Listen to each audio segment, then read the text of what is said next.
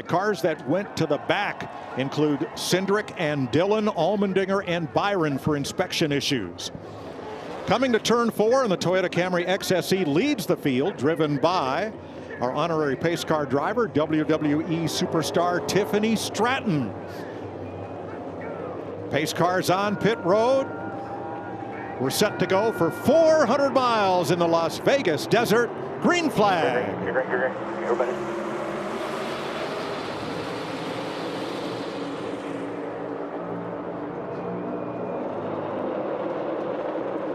I'm sorry, Larry. Thank you. They lost their pit selection. Yep. See those cars already start to fan 3 wide there in the middle of the pack, and some of those cars that felt like they're really good are being really aggressive at the start, but that's what you have to do. These positions are not made up easily. Oh, Van Gisbergen. What a save. What a save is right. Holy cow. Look out. Good save. Bell and Hamlin, the front row starters, fight for the lead off 2.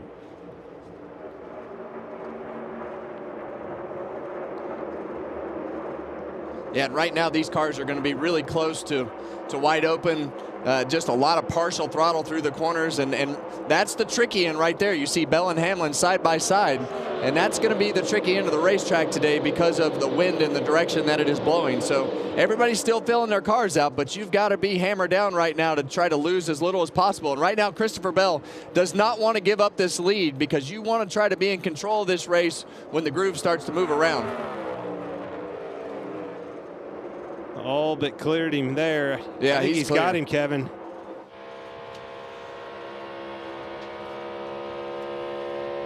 Denny Hamlin right where he ended up last fall here in Vegas, in the lead. Let's go back and look at that off of 4 with Shane Van Gisbergen. Holy cow, Kevin, and what a wild ride. Watch him right there in the middle. Starts to get squeezed. He's pushing up a little bit on the exit, just like Kevin was talking about, and he just barely clips Briscoe on the bottom. Saved him. I think it saved him. Wow. Clean them shorts up. Let's go. Eric Jones was coming down the racetrack. Van Gisbergen started 16th. He recovers, losing only 6 positions. And that's like a magnet right there. When that car starts to take off tight like that, it pulls you up into that car on the outside of you. And the only thing that's going to stop it from keeping going up into the wall is another car in between you and the wall. But got pretty lucky on that one. A lot of skill, a little luck right there. Well, he's been making his own luck this year. A couple of times he has spun his car, but come back to finish right up toward the top 10. Yeah, it's been great to see the progress that Shane has made on these ovals. So definitely, that'll definitely get your heart rate up to start off the race. As you see Austin Dillon down on the apron under Zane Smith. We saw in practice yesterday a lot of the really fast cars, most of the Toyotas, were able to run the bottom of that racetrack. We've seen the middle groove and the bottom groove is where Denny Hamlin was able to take the lead. So on board with the Bread Street camera right here with Austin Dillon. You hear him all the way out of the throttle. You want to keep that left front tire on that line as long as possible. It'll help pull you around that corner, especially when you're in traffic like this. Dillon in 13th. By 3 to just 19. And what'll happen right here is, as we run these first 10 laps, everybody's car is going to drive pretty good. And then after that, that's when that right rear tire, all the tires are going to wear, but that right rear tire is going to start to wear, and you're going to see people start to move around the racetrack and see who has their car dialed in with the fall off as low as possible. But Hocevar moving up. He was very upset after qualifying. The Spire cars did not have the speed they had shown earlier this season in qualifying. He said, we'll get it figured out, and we're going to move forward. Right now, he's in 18th. Yeah, that was kind, Mike, the way you said it. He was pretty blunt about his description of the cars. You see Joey Logano go by both of those Spire cars right there.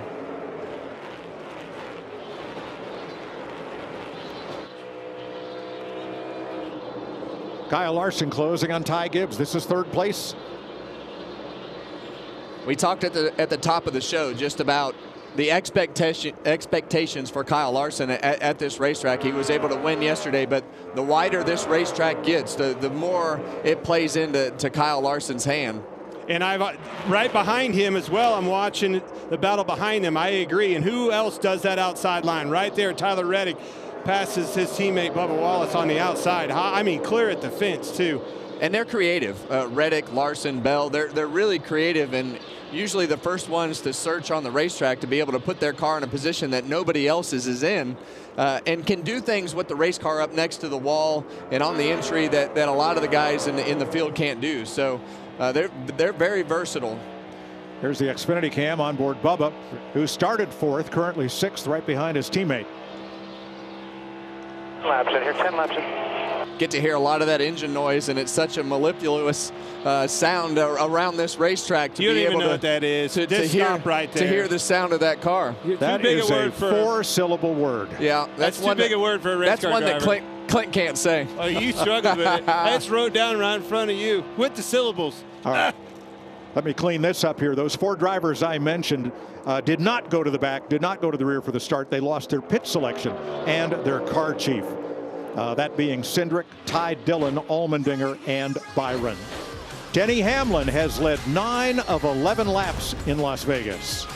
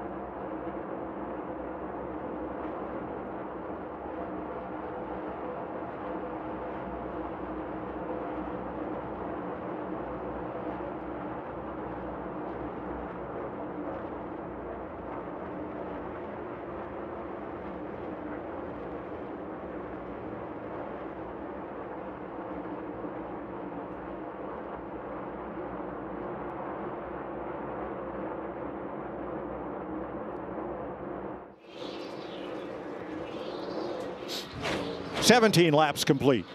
Denny Hamlin leading Christopher Bell by half a second. Let's have a look at our Xfinity fastest laps of the race. We expect some fall off, so these should hold up. 3 Toyotas, a Chevy Toyota. Denny Hamlin, top of the board, 183.3 miles per hour. Now, 5th on that board, and running 6th is Bubba Wallace. Here's Regan. Well, Mike, it's been a great start to the season for Bubba Wallace, averaging in just inside a 9th place finish. This team has got a ton of confidence. I talked to crew chief Charles Knight this morning, and he said it's been building since last year at Indy. As of right now, Bubba back a couple spots from where he started, but calmly told the team we are going to have to wake the front of the race car up just a little bit if we're going to want to be good today. Jamie? And just ahead of Wallace is Kyle Larson. I talked to his crew chief, Cliff Daniels, this morning, and he talked about this being the first big test for this new Chevrolet body. He said so far it's done everything that we hoped to. It's just a matter of getting the balance right. He said yesterday in practice, we went out on track too loose. So trying to turn those knobs and figure out what this new car needs. Right now, Kyle Larson falling off a bit too quick. They need a little bit of an adjustment for this first stop coming up. Thanks, Jamie. Chevrolet had their annual dealer meetings this week in Vegas, continuing into next week. And NASCAR was part of the Bowtie brand's presentation. And we're showing a picture of what they're going to race in the next couple of years in NASCAR and what will be in the showrooms. We just get to tease you about it. The official release will come out sometime later, but you'll be pleased. It's such a hard balance to get these cars right. You put it all on paper and in CFD and in the wind tunnel, and you're like, man, this car makes more downforce, it makes less drag, it does all these things, and then you get it on the racetrack and you have to drive it. And it just, they're so technical in the things that you have to do with everything. It's so hard to get that balance right. He's actually drove back to Reddick a little bit as I was watching him, get into turn 3. Keep an eye on that. Ross Chastain +2, about to maybe lose one of those. +2 from where he started back there with Hocevar. This battle happening about 15 seconds off of the lead. Yeah, we saw these two guys get together. That's just kind of how it works. Crash somebody one week, you come back the next week, and you race around them all day. Have to ride in the truck together. That's right. In the intros. Opposites attract, right? There's a couple times I wanted to, be in a fist fight in the bed of a truck going around it for driver intros the next week. Well, on this one, Logano apologized on the radio after he got into Ross Chastain. They had a phone call this week, sorted it out. Ross was asked about it here at the track. He says, nope. He says, Joey and I are good. We worked it out. Yeah, I mean, stuff's going to happen, and that's the thing. Look, I've seen Logano as we ride on board with this Hunt Brothers Pizza camera. It's so hard to not just say, the heck with him. I'm not calling him. He raced me hard. It's hard to pick up the phone and fix those problems, but it makes your year a lot easier when you can get to the point in your career where you can pick up the phone and people know that you're not making that mistake all the time. Denny Hamlin has led more laps today than in the 4 previous races combined.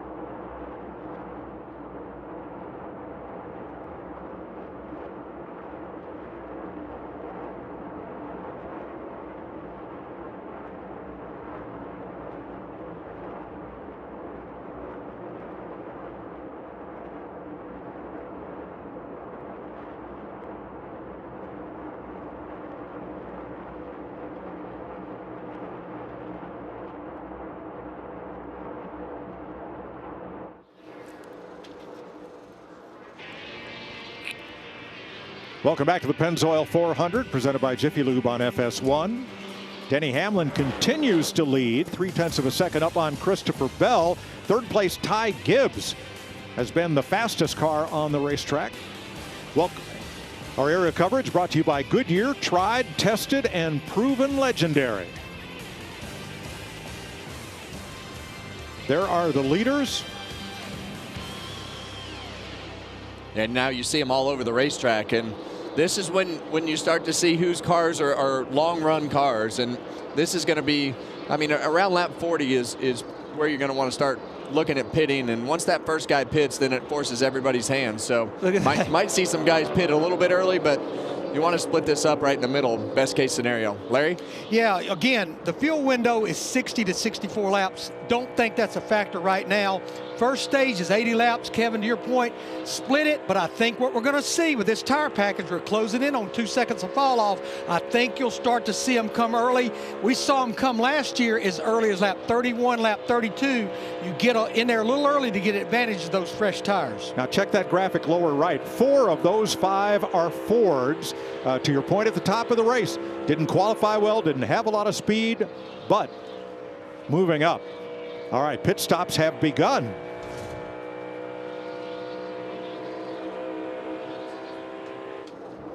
Tyler Reddick getting service.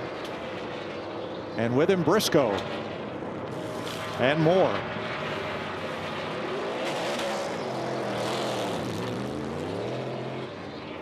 Austin Cindric is in. Justin Allgaier. Kyle Larson. Yeah, and you're going to see a lot of these guys that are pitting early now. A lot of it depends on who you're racing around. So the longer you can wait, if you're not worried about getting past, it will be beneficial to have fresher tires. Jamie? You see Kyle Larson pulling into his pit box. Had fallen off just a bit, then came back and fought as those tires wore out. It'll be a Ford tire stop here. You see that adjustment right there that we talked about was coming for Kyle Larson as they work on the left side. Solid stop. All the Hendrick cars stopped. Ryan Blaney, Kyle Busch in the pit lane, Eric Jones, Noah Gragson, Josh Berry, last year's winner, Austin Dillon, and here are the leaders. Hamlin, Gibbs, Bubba Wallace. So the 20 car stayed out, but he got held up by the 11 car coming down the pit road. Obviously the 45 car, Reddick, was the first one on pit road. Keep an eye on that track map up in the top left. Yeah, and what's going to happen, the 54 pitted and the 11 pitted. So what's going to happen right here, not only did he give up time getting to pit road, but he's also going to give up a couple seconds each lap that he stays out, but he's on pit road now. That hurt them bad with the 20 car. Bell is in along with Ryan Preece, who's the second place car, as we cycle through stops here at lap 36.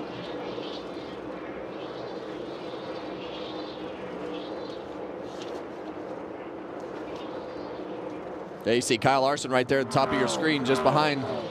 And you see Reddick behind him, but run down the 11, made a lot of ground up on the 11 car. But that's okay. You want to give up as much of that gap as possible. If you can get one lap out of that swing on tires and have fresher tires, it puts you in a better spot. Now let's keep an eye on that. See, there's the 11. That's how much time we were talking about that the 20 car gave up, making that extra lap and getting slowed up at the 11 pitting. Briscoe and Allgaier, yeah, too fast entering pit road. That spot right there is going to cost Christopher Bell 3 spots, staying out 1 lap longer and having to check up for Denny Hamlin. So that's what you don't want to happen. Tire fall off about 1.5 seconds a lap through this run. I think the 5 car won this battle. And this is what I was talking about with the 20 car having to check up because the leader, Denny Hamlin, pitted in front of him. You see how much he had to move up to avoid him. Was already going too fast, couldn't pit that time by, and then the extra lap on old tires that Kevin talked about obviously let the 5 car get around him. Yeah, and this pit road is really hard. As you listen to Mike have those speeding penalties right there, this pit road is super difficult, but getting onto pit road is so far around the corner, and if you're running the bottom of the racetrack, you want that left front tire right on the line, so sometimes you can time that wrong and have to check up like Bell did. Now, the first 10 drivers have not yet pitted, beginning with Joey Logano and down through Cody Ware. Regan? Well, Mike, you see the 22 of Joe Logano still on track right now. When I spoke to crew chief Paul Wolf this morning, lacked a little bit of confidence. It looks like hand might be out the window. They may be getting ready to come down pit road right now, but they lacked a little confidence in the car after yesterday. So far, though, Joey said the car has been really good. I think what they're trying to do here is split it right down the middle in terms of the run as we see him hit pit road now. So Logano to pit road at lap 39 of this 80-lap first stage. Stenhouse also on pit road along with Connor Zilic and Daniel Suarez. Yeah, we talked about Logano's car yesterday. Definitely not where he wanted to be. Seems like they've made it better today, which they usually do, Clint. They typically make their cars better, but that's what champions do. Yeah, and he's going to lose some positions with this cycle staying out on the racetrack. But your hope is that you can gain them back with the use of the fresh tires. Carson Hocevar surrenders the lead to come in. And Brad Keselowski will cycle to the front.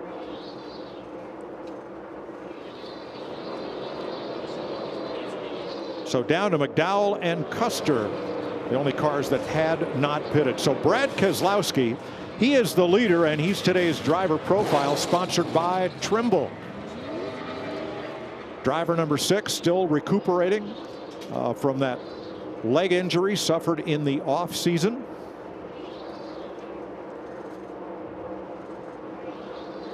And here's Brad to pit road. 3 Las Vegas Cup wins for Brad. Second among active drivers. And these mile-and-a-half tracks have produced 14 career wins, more for Brad than any other track configuration in NASCAR.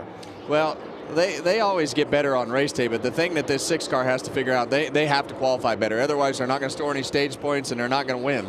So, you know, I think that Brad definitely knows how to get it done, but they got to get better on Saturday to put themselves up in the front of the pack and not have to battle that uphill battle all day. Exactly. He started 28th. His teammates started 10th and 12th.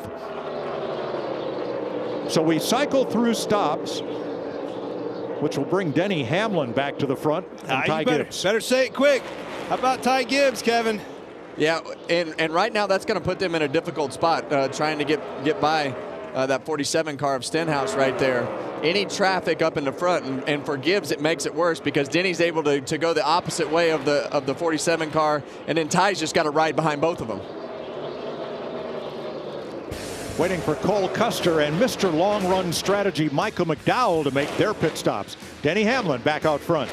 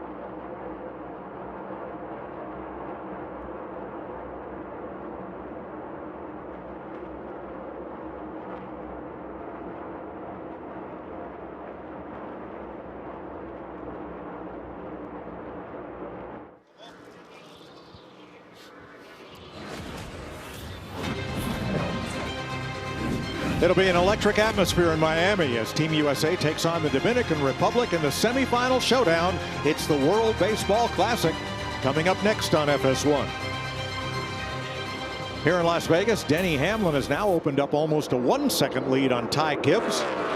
Kyle Larson, Christopher Bell, Bubba Wallace, top 5 very much like it was. Tyler Reddick right behind them. Larson, Chevy, and 5 Toyotas front of the field. The first Ford is Blaney in 8th. Yeah, it's pretty wild to think that Ty Gibbs was right on the back bumper of this 11 car, Denny Hamlin, and they caught that traffic, and a couple decisions were made of how they went through the traffic, and now Kyle Larson's all over the back bumper of the 54 with a whole bunch of lap traffic in front of him still. I think what you're trying to say is experience was paying off in that traffic a lot of times. Yeah, and I think a lot of it is just the timing of how you position it and get through there correctly. In fact, he's got the lead. Yeah. Well, Christopher Bell came in here probably not being able to see a level ground from the hole that he was in, and things have not gotten better with that pass-through penalty for speeding coming onto pit road. Excuse me. Yeah, Briscoe here. Yes, thank you. Briscoe got caught speeding on pit road, and Kevin, we've covered this. Man, we're trying to dig ourselves out of a hole. These are the situations we can't afford to have. You got to do the little things right, Clinton. You can't speed on pit road. You can't get in accidents. You can't do all these things with this new chase format. And the hole that he is in right now, he's just kind of throwing dirt on himself right here with the speeding penalty today. There is Briscoe, 33rd in the standings, 178 points out of first. And it's tough to be in that situation, right? While you look over and all 3 of your teammates are right at the top of the board. And he's been fast. He's had speed at every race we've been to. Well, the only reason he didn't start up front with his teammates, Clint, is because he had to go out so early in qualifying. And that as that track gets better and better in qualifying, the speeds pick up. So that's that compounding problem that you have when you have a bad finish. Then you have to go out early in qualifying, and it just makes it worse. That hole gets deeper. But he's got a fast car. I mean, he's going to get himself back in a position to where he can get back on the lead lap, but it's going to take all day. And it also puts you in situations on a restart or whatever the case may be where you can get into something again that wasn't necessarily your doing. One bright spot to his season. He finished 2nd at Atlanta. But at Daytona, crashed 36th. At Coda, transaxle 37th. Phoenix, crashed 37th. And here we are. He is 1 lap down, but he is the 4th car 1 lap down. So not really in position to get the free pass. He's got work to do. Yeah, and right now, with all the lap traffic in front of Denny Hamlin, you're going to constantly just keep chasing that because they're going to keep putting cars a lap down as we keep clicking these laps off.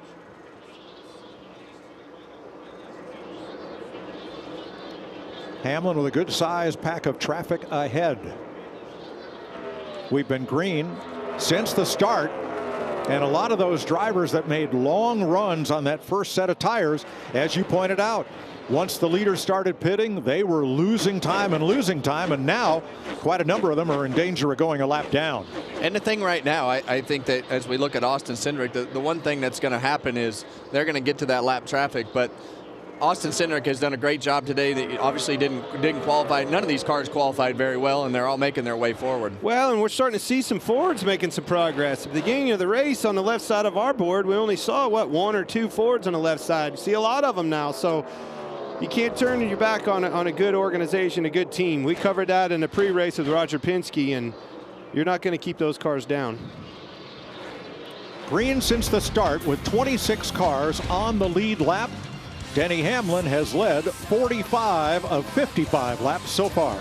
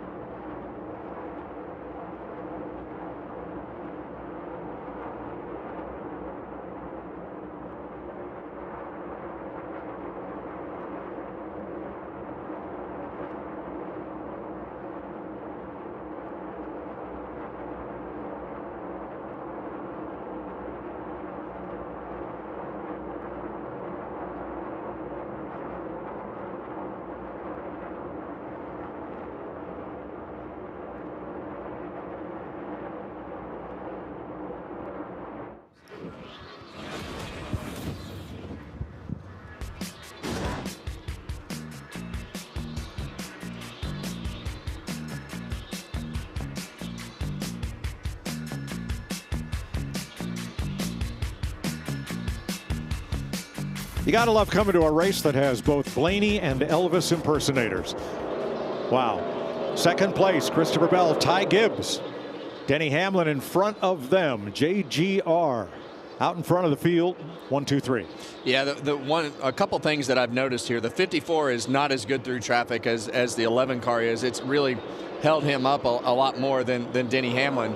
And the benefit of having those fresher tires, I know it's only 1 lap, 2 laps for Christopher Bell, but he's able to get and maneuver better than these guys that stayed out those 1 or 2 laps longer than he did. You're right, but I do think it's kind of the slinky effect. He's just kind of paying back what he lost and staying out. But when you have fresher tires like Bell does right now, it just makes you to have that little bit of turn advantage, a little bit of grip advantage to be able to navigate when you're in this heavy traffic a little bit better than the other cars. Which, to your point, is obviously different than the first time around. I mean, now you're mired of traffic spread out with the green flag stop there all over the racetrack.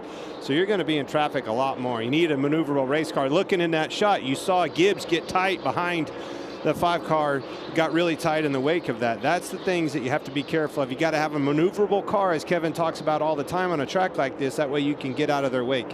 But think about when you were leading these races and running up front, and then you'd catch the back of the field, and all of a sudden that guy'd be locked down in your line, and you weren't versatile. This is really when you get to see who's got the most versatile car that can maneuver around, ride close to cars, and get creative with the line. And that blue car right there, that HenrichCars.com Chevrolet of Kyle Larson. He's one of them. He's one of those guys that can just be creative in traffic, and that keeps him in so many races, even like yesterday when he doesn't have the best car.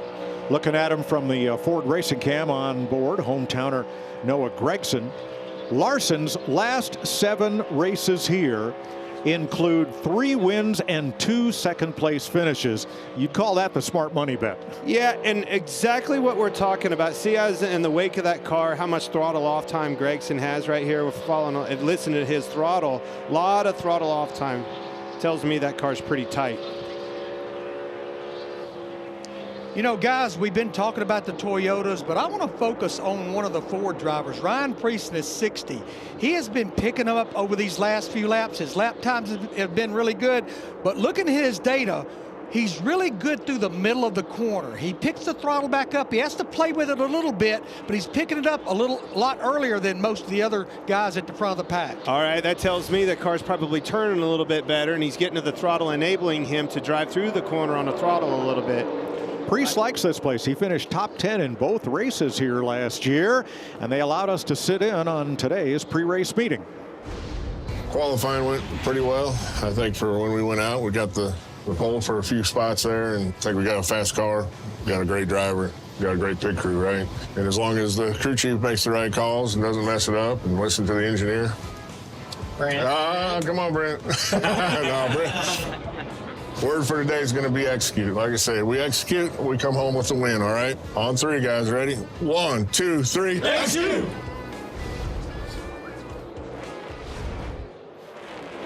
And there's Ryan Priest in 8th, right with Tyler Reddick. Denny Hamlin, Christopher Bell for the lead. Very bottom. Clear behind you if you need it.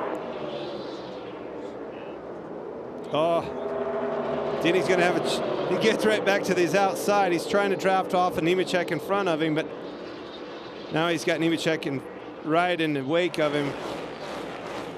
Not going to be able to complete it quite yet. Look at that. Look at the momentum on the outside. Here comes Denny Hamlin back to the point.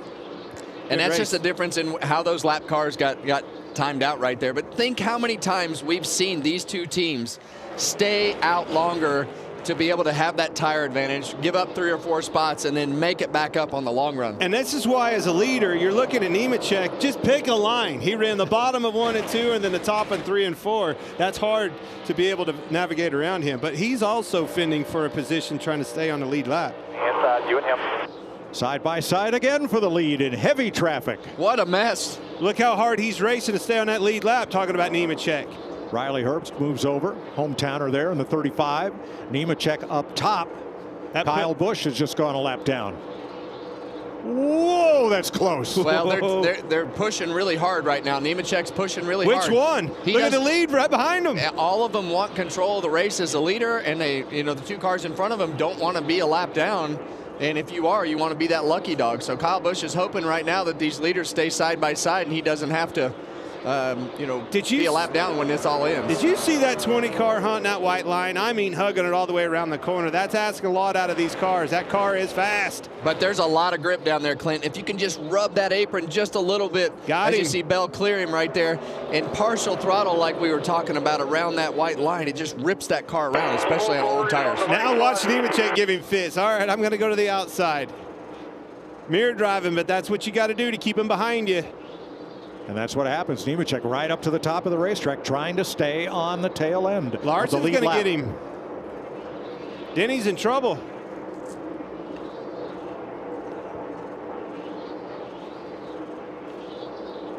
Looks tight, Kevin. Well, they're all going to be tight when you get in traffic like this, and I think it's just a matter of being able to find that spot. But Hamlin and Gibbs have definitely had Hamlin really just started struggling later here in traffic, but looks like the 5 and the 20 are able to maneuver, and that goes right back to being creative and versatile in traffic. Looking back from Denny Hamlin's Toyota racing cam.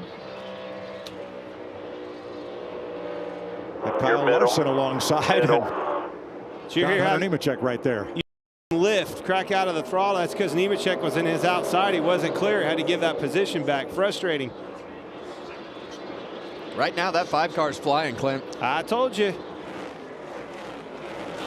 Well, we knew this would be the big test of where Hendrick Motorsports and Kyle Larson were, but right now they've got that thing dialed in, Mike. And with 7 to go, Tyler Reddick has dropped almost out of stage point contention. What's up there, Larry? Well, Bell paid dividends by waiting to pit. Reddick is paying the price now for being the first to pit. He's starting to really, the tires are starting to really go away. He wasn't the best on that first run on a long run either. Had speed at the beginning, but fell off towards the end. I think it's the same thing is happening here, but 2 dirt racers. Kevin, tell me about this Gen 7 car. And as soon as we went to this car in these 1.5 miles, it really lit them up, right? Woke these racetracks up for us as a product of NASCAR. And how does that play into these 2 dirt racers' hands? It's always guys that you talk about that can maneuver around and get creative behind the wheel. And you don't look much further than those 2 dirt racers, Christopher Bell and Kyle Larson. Well, I think the creativity in this car is important because of the aero effects that happen when you follow a car directly. And that front end just will not turn if you're right behind another car. So you have to go somewhere else on the racetrack to be able to find some clean air, high, low, timing of traffic, and just that creativity that those dirt guys have just makes them great. Ross Chastain continue to move up. There's the Kubota cam on board his 180-mile-an-hour tractor. A lot of tractors out there getting revved up. Crops in the ground. Get that ground prepared. Ryan Blaney's been one of the best Fords today, of course, winner last week. His spotter, Tim Fedewa, longtime spotter, Busch Series competitor before that. Tim Fedewa's dad, Butch, was a Michigan Hall of Famer, won over 300 features. He was a superstar in the state of Michigan as a racer and was a second-generation driver himself. Passed away recently. Our condolences to the Fedewa family. Pretty much every week, it seems, Clint, especially when we get into the race and long runs, that this 12 car is just a class of the Ford field. And today he's the leading Ford. Well, he's the second Ford right now, but behind Ryan Preece. But all weekend long he has been. You're right. I'm on the same page. I mean, it's what he's able to do behind the wheel is just different. Now we see Denny Hamlin starting to fade. Ty Gibbs has ran up to the back bumper of that 11 car. Took off really good on this run, but has definitely struggled with the second half of this portion on this set of tires. It's just not rolling the center at all. That's what Larry was talking about, and he can't get across the middle of the racetrack. The thing looks tight to me. And it's such a fine line to be able to have it tight enough to where the car's underneath you. But the problem is when it's too tight, you can't run the bottom and you're slow down there, and then you move up to the top, and that thing will get tight as you get to the early middle part of the corner, so you can't carry the speed in the corner to keep the car rotating. So it'll hurt you in 2 different spots here a lot of times if it's too tight. Final lap, stage 1. One of these drivers is going to end up third.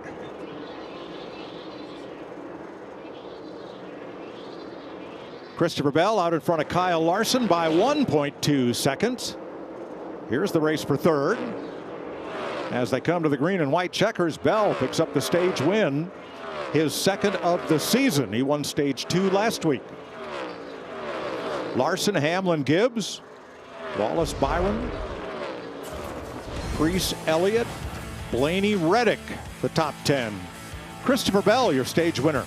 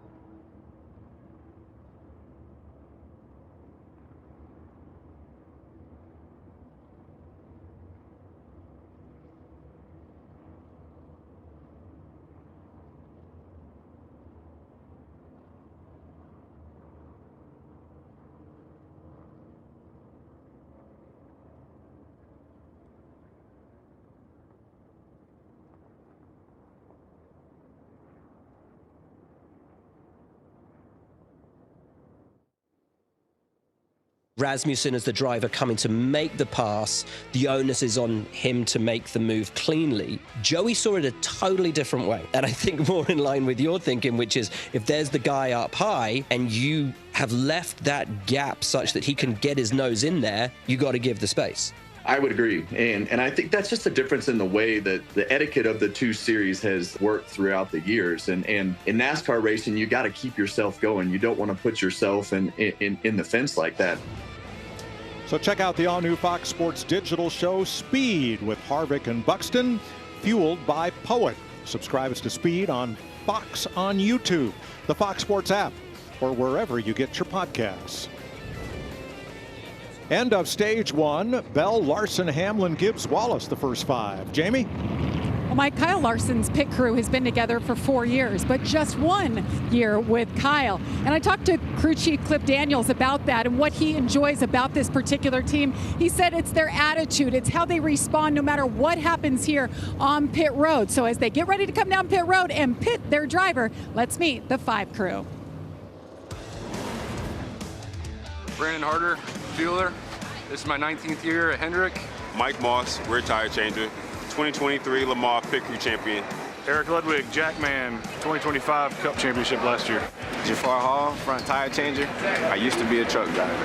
Alan Stallings, tire carrier. I want to shout out niece and nephew, Easton and Ridley, happy birthday.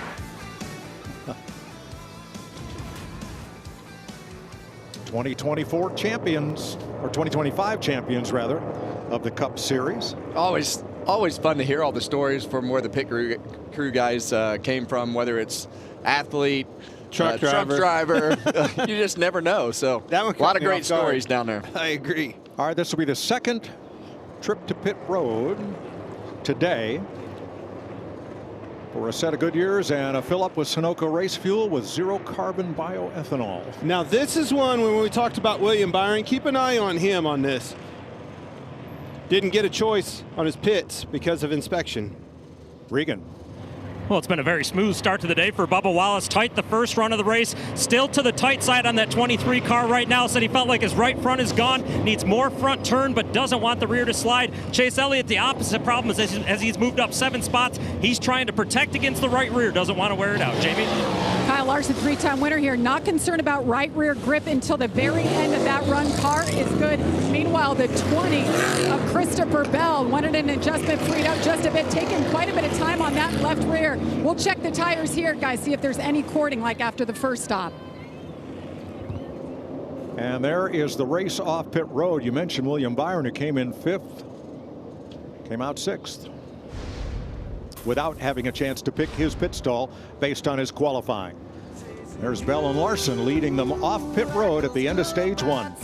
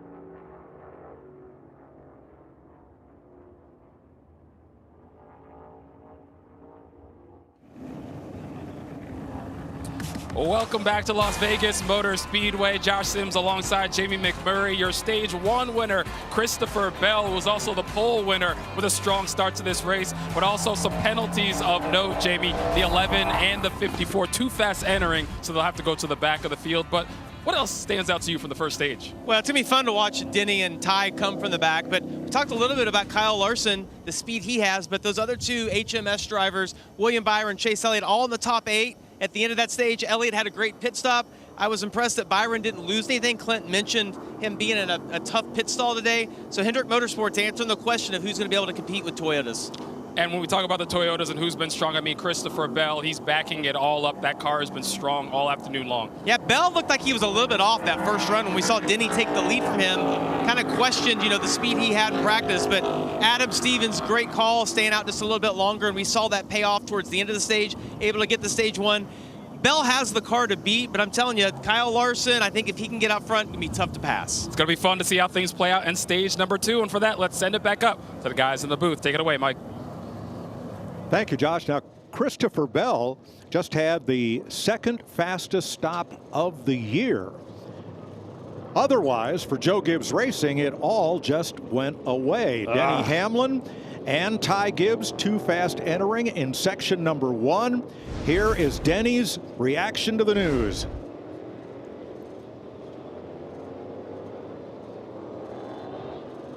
Not at all what you need on a track like this. You do not want to lose that pit. Well, the track position. He knows how important that track position is, but I think when you see him put his hand up right there, I mean, you're all nose to nose, single file right there, but you put these cars right on the edge on pit road speed, and if that first section being so short, if you miss it just trying to catch the guy in front of you, it'll get you over speed quick. Here's Ty Gibbs' radio. Yep, sorry. I didn't think I was even remotely close to speed. So good. Now we'll work on it. One segment down. We got all day, 2.5 hours to get it back, so we'll go back to work. Now, to add to that, the fourth Gibbs car, Chase Briscoe, had one wheel that did not get tight. He had to stop in Gibbs' box further down pit lane and get it tightened. So that's 3 out of the 4 Gibbs cars having difficulty on this trip to pit road. And he's already had a speeding penalty as well. So, you got 3 of the 4 Gibbs cars that have had trouble on pit road to put them back in the pack. So there's row 2, Wallace and Elliott behind Bell and Larson. Then Byron and Priest, Blaney and Reddick, Hocevar and Smith the top 10 as they approach the Echo Park Automotive restart zone for stage 2. Start to see some new faces. You take those 2 components out of the Gibbs cars now, just like you said, Chase Elliott, and there's a slew of Fords slowly but surely moving back up through the field here. Well, it always happens, Clint. They always figure it out and always figure out how to make these cars better. As you see Kyle Larson up the racetrack trying to block Bubba Wallace to keep from getting on his right rear quarter panel, and keeps himself right beside Christopher Bell down the back straightaway. Whole lot of 3 wide entering turn 3. These 2 are going to race hard for this clean air track position for the lead. Crossover. Oh! Whoa! Big lift here. And 3 wide right behind them for 3rd place. Yeah, these restarts are so wild here, but you see Kyle Larson able to just barely hang on Christopher Bell's left rear quarter panel. He's got him cleared in the middle of the corner, but Bell's car is just so strong through the middle of the corner, really throughout the whole run, but right now on fresh tires. Bell leading by half a car length, and for 3rd, well, Byron was out front, but on the bottom of the racetrack, Chase Elliott pops out for 3rd from that battle. And I mean, obviously Larson knows how extremely important it is to try to get that track position. As you see them playing those side draft games, Larson always really aggressive. Not quite clear. In the things that he does with the side drafting. We saw him dive back down and cross over Christopher Bell. So Bell's going to have to be aggressive to fend Kyle Larson off right here. These guys have battled their whole lives together, and boy, did they put on a show. Doesn't matter what car they're in. You and him still 4 back. That Elliott right there. Boy, the guard has changed. You take those 2 Toyotas out of this thing. Now Hendrick is all of a sudden here. The clean air. Here they come.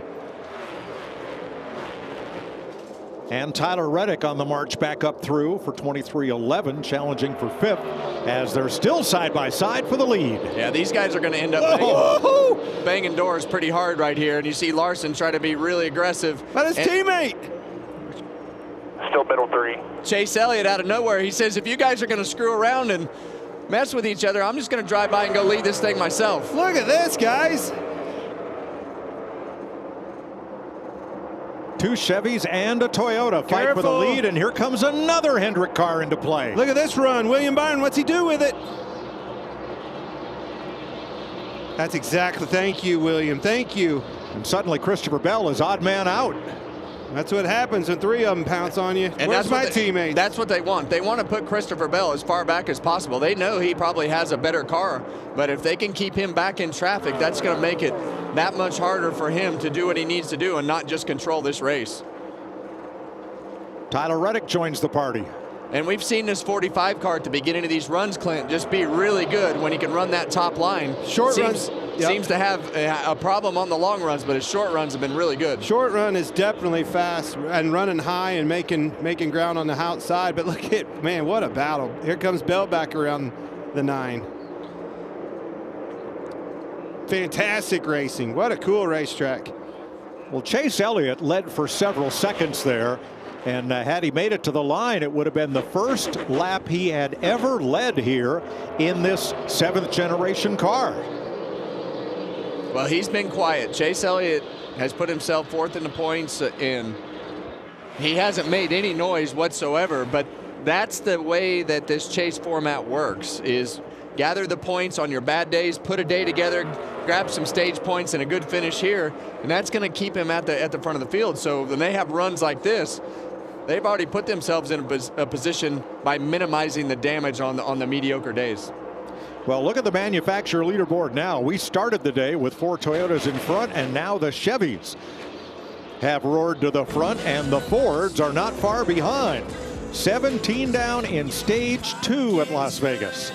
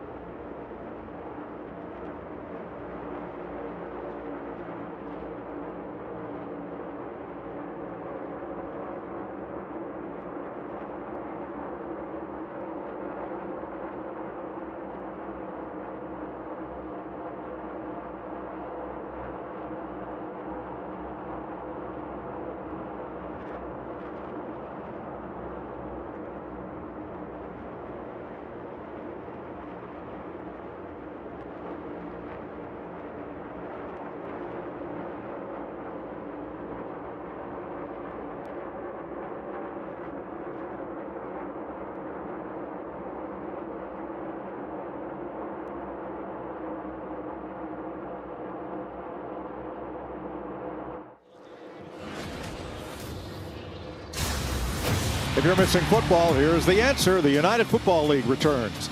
New season of Real Pro Football. Don't miss kickoff weekend, March 27th to 29th on Fox and ESPN. Kyle Larson, the leader, half a second over Christopher Bell. And as we went to break, we mentioned a group of Fords that have fought their way into the top 10. Cindric, Blaney, Preece, Buscher, and Zane Smith all right together. And Austin Cindric in that white number 2 started way deep in the field in 31st position and has climbed his way to 7th. Yeah, I was concerned about all those cars yesterday in practice, but typical Penske fashion, they figured out how to make them better, and Austin Cindric's been able to drive his way continuously forward as this race has gone on. So has a really good car, and as expected, Blaney in contention right there, not up for the lead, but right there inside the top 10. Regan? Well, Mike Tyler Reddick running in the 5th position right now, up 3 spots from where he most recently restarted, but something to keep an eye on with this 45 car as the runs go on. It gets too tight for him. He is right now trying to manage the front tires, trying to save them. Just recently told the team and crew chief Billy Scott, I'm just going to save it for the rest of this run as long as I can. Jamie? One driver on the move forward is William Byron. He's up 4 positions since the start of this race, but happy so far. They unloaded in the ballpark yesterday. Rudy Fugle, his crew chief, told me they just wanted to be a little bit better mid-run, and they're certainly working on that. William Byron just came on the radio and just said once he exits the corner, the car's just leaning too much on those tires, trying to save him. So much tire talk per usual, Mike. Thanks, Jamie. There's Byron, and right behind him, 2 laps down, or 3 laps down now, Justin Allgaier, who is in the 48 this week as Alex Bowman continues to recover from vertigo issues that he first experienced at COTA, where he had to get out of the car. Jeff Andrews says that Bowman's recovery continues, but he still has some lingering issues with vertigo, and we certainly hope that he's back in the car soon. Andrews earlier had said that the team does not feel that those symptoms are concussion related, and we look forward to Alex Bowman's return as soon as he's able.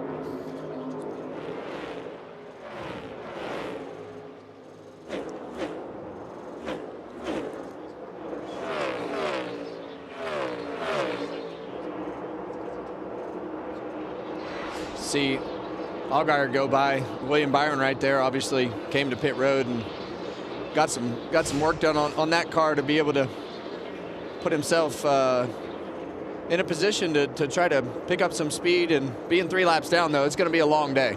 You're going to have a hard time getting any of those laps back because of the fact there's so many cars a lap down. Can you do something if you're Jeff Andrews and company on the Hendrick camp? Can you do something with that car now that you know he's down and out? Unfortunately, you're 3 laps down. Can we try something, Larry, with air pressure or something on that car that we can learn to win this race with my other 3 horses? Well, I could learn to either win this race, but remember, this will be one of the tracks we have to come back to in the chase. A lot of these tracks right now, so there's a lot of things you can learn for a lot of different reasons. And that may have been just what they did when they pitted Allgaier 8 laps ago. He went 2 laps down earlier due to speeding penalties on pit road. Kyle Larson out in front of Christopher Bell by 0.4 of a second. Chase Elliott, William Byron fill out the front 4. 3 of the front 4 Hendrick Chevys on what's been a good week for Kyle Larson thus far.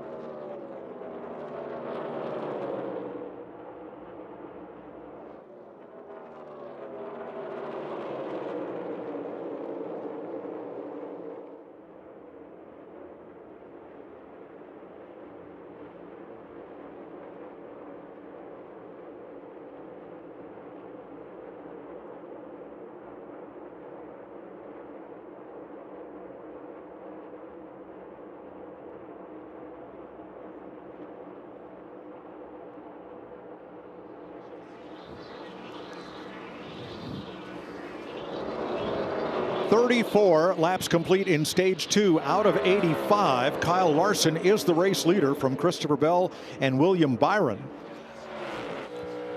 Here's the Cheddar's onboard cam for Kyle Busch. Now he's gone a lap down. He's running in 25th, but today he tied Kevin Harvick's record for the most Cup Series starts at Las Vegas with 29.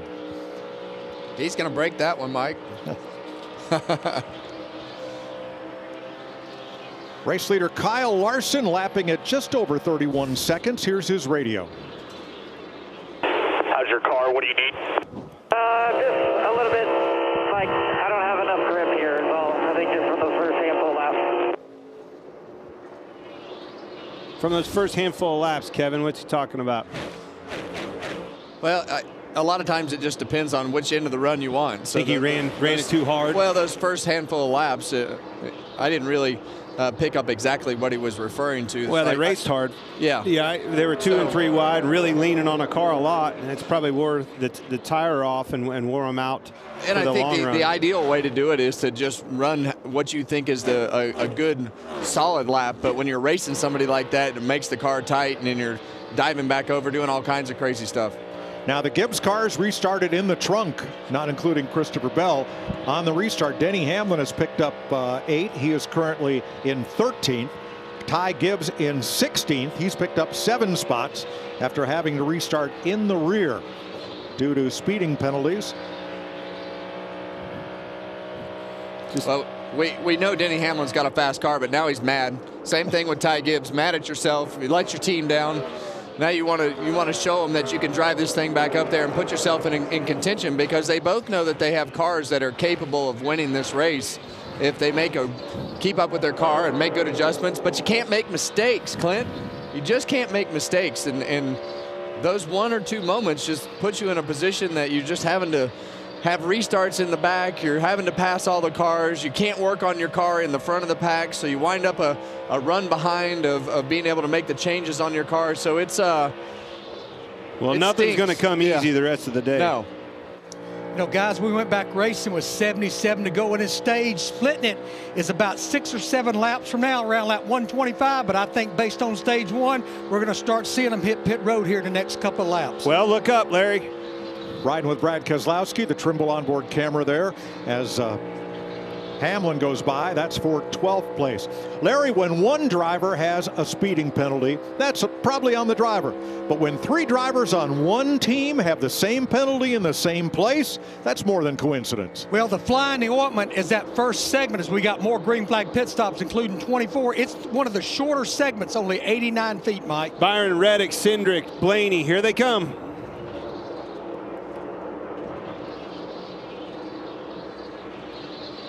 And we saw this strategy from Reddick in the last stage, as you see Larson getting ready to make his way to pit road, but it kind of bit Reddick having to run longer, but it looks like a whole bunch of them are going to come early this time. Larson and Bell to pit road. Chase Elliott as well. So the first 4 cars are in. Jamie. 40 laps there on that run. Kyle Larson, you heard that radio, worst run yet, lacking grip overall. He'll be happy to get these 4 fresh tires. Meanwhile, Christopher Bell in the 20 team says same thing. He's lacking overall grip. It's the worst it's been, and it's basically all over the racetrack. So they made an air pressure adjustment, 4 tires here, and get that fresh tear off on the windshield. So the first 7 drivers on track and more came in this time. Regan? Well, Mike, you see the 9-car Chase Elliott pulling out of the pits right now. Continues to build a little bit too free for him, but he did tell crew chief Alan Gustafson right before he pitted that he felt like he found something with that 9 car that was better. Alan confirmed it. He saw it on the computer and said it does look much better.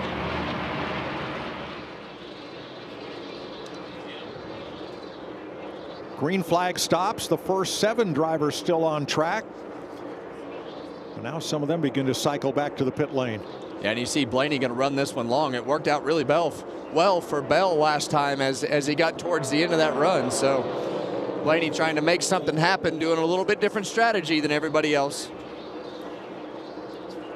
So down through Riley Herbst, who got the free pass at the end of stage 1. Those first 7 cars have not been to the pit lane. So as the ones that pitted, though, kind of just set right there where they were. Larson obviously beat Byron out on that short pit. And Bell as well.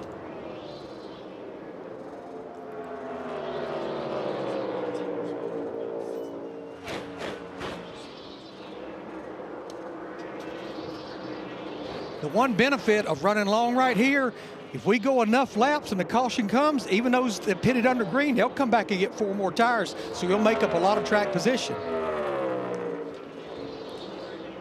Well, sometimes you just got to do something different than everybody else, and I think that Blaney was a 7th or 8th place car, so doing something a little bit outside of the box of everybody else and trying to put yourself on better tires at the end, as you hear him tell him on the radio to pit this time. So he's going to have 3 or 4 more laps, newer tires when he comes back out of the pits, but at 2 seconds a lap, that's 6 to 8 seconds that you gave up staying out there. So see if the juice is worth the squeeze when we get to the end of this stage.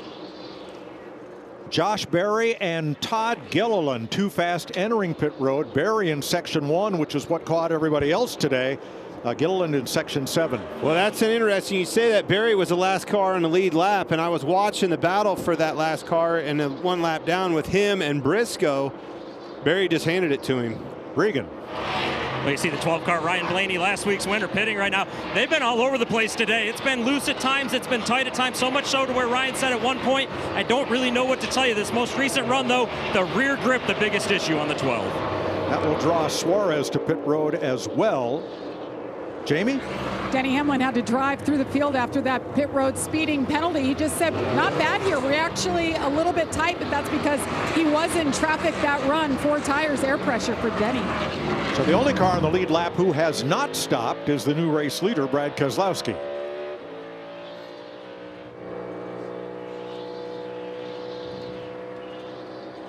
That's Brad. Got about 1 more lap here before these tires come here again.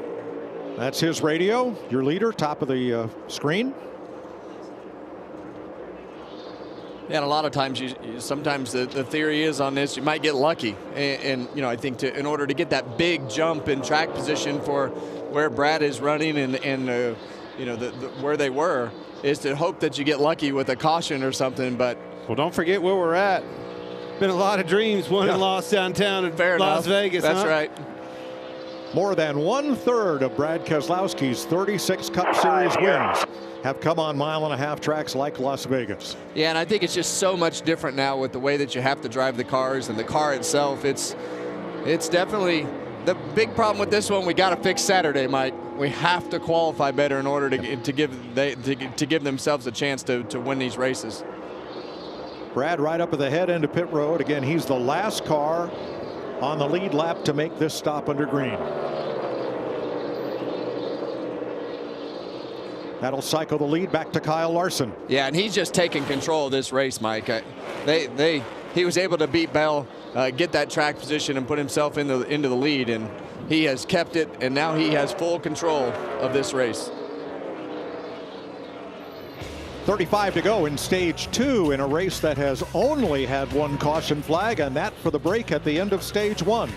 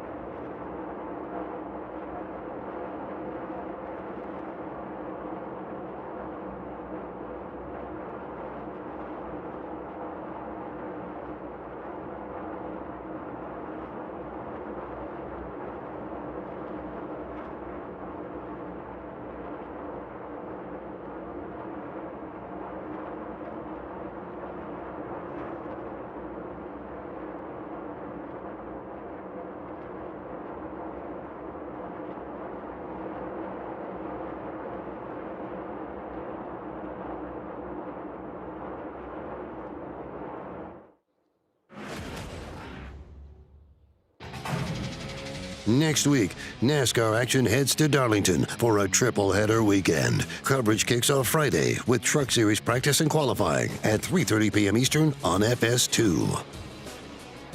136 laps complete. Kyle Larson, the leader over Christopher Bell. We're going to have a look at Justin Allgaier's car. I believe he may have gotten up into the outside wall in turn 4. Was slow coming off the corner, but continues apace. Nope, now he's coming to pit road. Is he? I think he's definitely so off the pace, letting him off go. the pace, pitting early like he did, and now he's on the tail end of his run, and everybody else is. Here's a look at it. Is on fresh tires. Whoa! He didn't hit the wall, but he didn't miss it by a thickness of a poker chip either. He had a wake-up call. And we saw that yesterday in practice. That car got loose on him, but that's the same scenario right past the center of the corner, and the way that wind is blowing, it definitely affects the way that car will handle up there. So we've got a little radio. Make sure everything's good before you pick it up. Are you all good, or do you need to come? I'm okay. Copy that, copy that. Okay, you're in the back here. 5-3, we're good, guys. And I know Justin has a lot of experience, but this is the part of the process that's really difficult with these cars, is filling out where that grip level is. And when you're running high, you're running low, doing all these things for the first time on this style of racetrack this year, it takes time to find out where that edge is, and he's definitely looking for it. Oh, I think he found it. Yeah.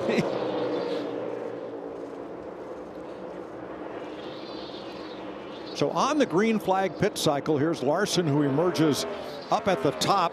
Most of the leaders stopped at lap 119 to 121. Blaney ran long to 126, Hocevar 127, and Kozlowski longest of all. But in Brad's case, that's put him back to 17th place. And Chase Elliott was the big loser in that cycle. He was 4th when the cycle started, but their stop was about 5 seconds too long with trouble on the left side. So Elliott emerges in 7th.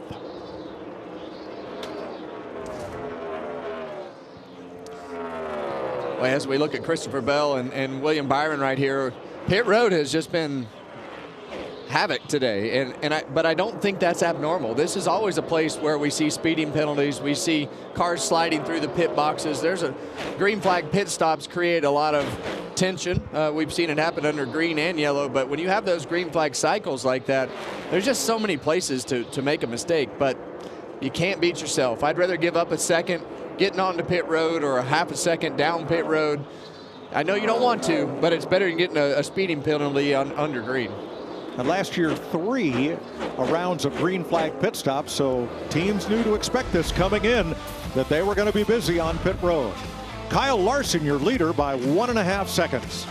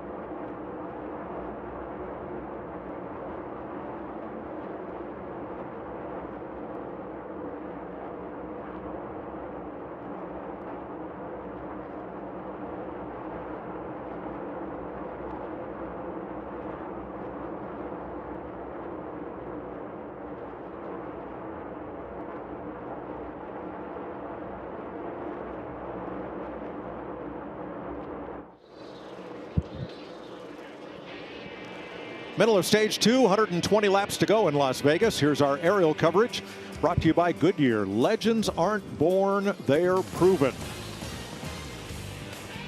Kyle Larson, the leader. That lead down to 0.8 of a second over Christopher Bell, as you see from the aerial. Now, drivers moving up. Remember, Denny Hamlin and Ty Gibbs started from the back, or restarted from the back for segment 2. And big gains. Hamlin is going to score stage points. He's come from 21st now up to 8th. Ty Gibbs from 23rd up to 11th. Carson Hocevar hoped for a strong day today. There's the Chili's onboard camera sitting back there at the rear spoiler.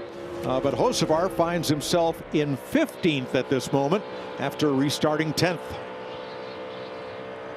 Got his cowboy hat on there. Looking good, Clint.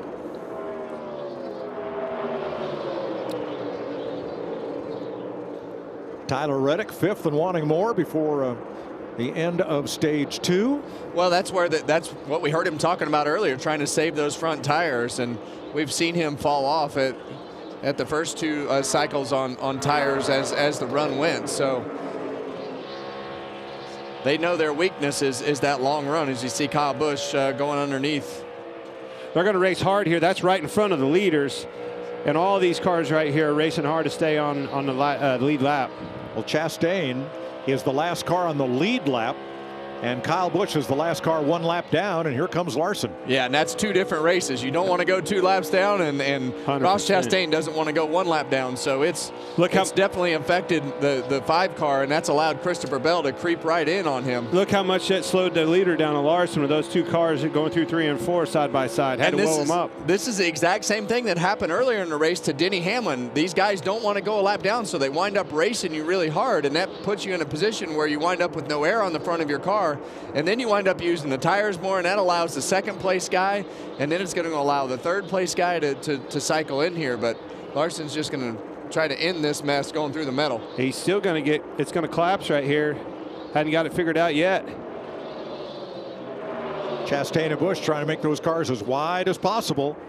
There's Denny Hamlin making his march back up to the front slowly but surely. He will get there.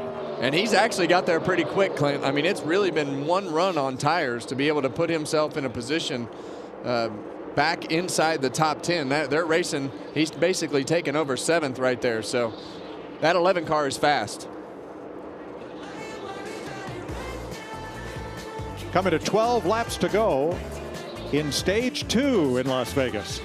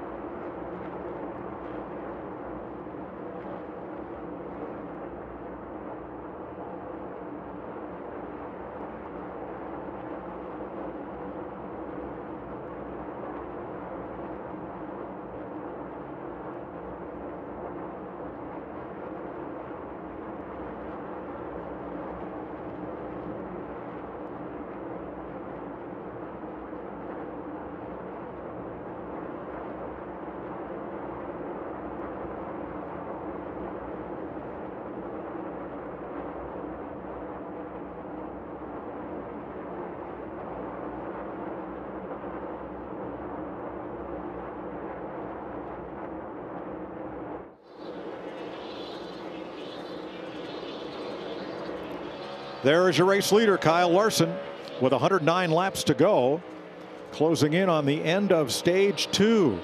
William Byron has joined him at the front. Byron, the new second-place car. He saw opportunity when cars were too wide just ahead and moved right up, now looking for the lead. Jamie. Kyle Larson has now led more laps than he has all season long, saying the car overall losing grip. Oh, so close right there as his teammate William Byron drops to the inside, and he makes the pass on Kyle Larson. Yep, Clint. What was that about opportunity? That's right. Knocked and he opened it. Strike when you can. Busch about got in the wall on the outside of him, but man, that's how you do it. Get them both.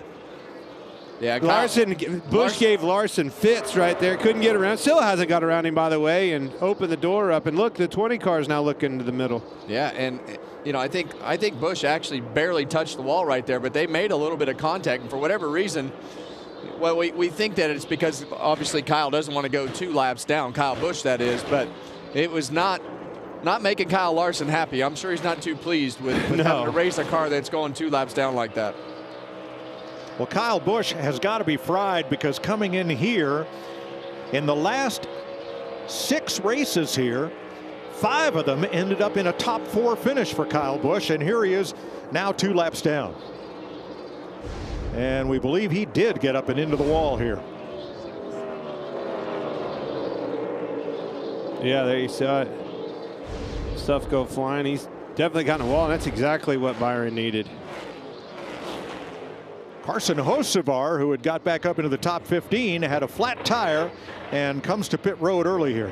Oh, man. 4 laps to go in this stage. That's not what you want to see. He was actually making his way forward. He was up to 13th or 14th position, but going to take him out of it for the rest of the day. That worked out perfect for William Byron, Kevin. I mean, he was able to get around Christopher Bell for second, and then it marched right in while Larson was having trouble with Busch. And just, I'll go ahead and take the lead too. Well, here's Kyle Busch's radio on what happened. Go tell the 5. Never mind. Tell them. I think he was wanting to say, tell the 5 I'm sorry, but, well, it ain't worth saying. I think that's what he said, Kevin. Yeah, well, it didn't come out that way. Yeah. No, it didn't. And as we were listening to that, Carson Hocevar speeding on pit road. I can tell you this, if the 5 would ever talk, which he doesn't, that's what he'd have said too. It'd have had something like that. Well, that's the hard part about Kyle Larson is he doesn't really ever get frustrated. It almost becomes just a different game for him when you start banging into each other or crossing each other over or trying to make a slide jump. I bet he was frustrated when you're trying to pass somebody 2 laps down and they bounce off the wall. I would be. Give you a lead up. And I was never quiet about it. So. No, you weren't. William Byron led only 2 laps this season coming in here to Las Vegas, but now he's been out in front for the last 6 circuits. Kevin, I feel like we've let our viewers down. We told them the Toyotas were going to dominate this day, and what's all this we stuff? Oh, he helped me too. He was on board with this, weren't you? Yeah, but they keep beating themselves. Is the point? Themselves, but we knew that the Chevrolets would get to a point where they figured it out. We just didn't know when. And it's not over. And now we know. This one is, this stage. William Byron gets his first stage win of 2026. Larson, Bell, Wallace, Hamlin, Denny Hamlin restarted 31st and finishes the stage 5th under green. William Byron is your stage winner.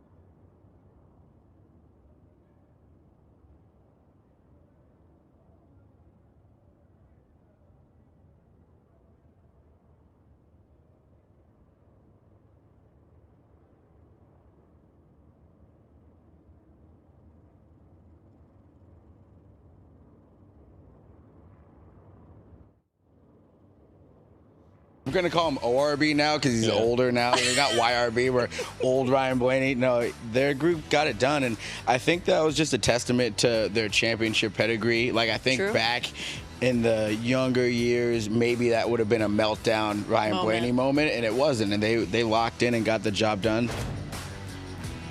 Join Kevin every Tuesday and Thursday for NASCAR's #1 on the iChart podcast.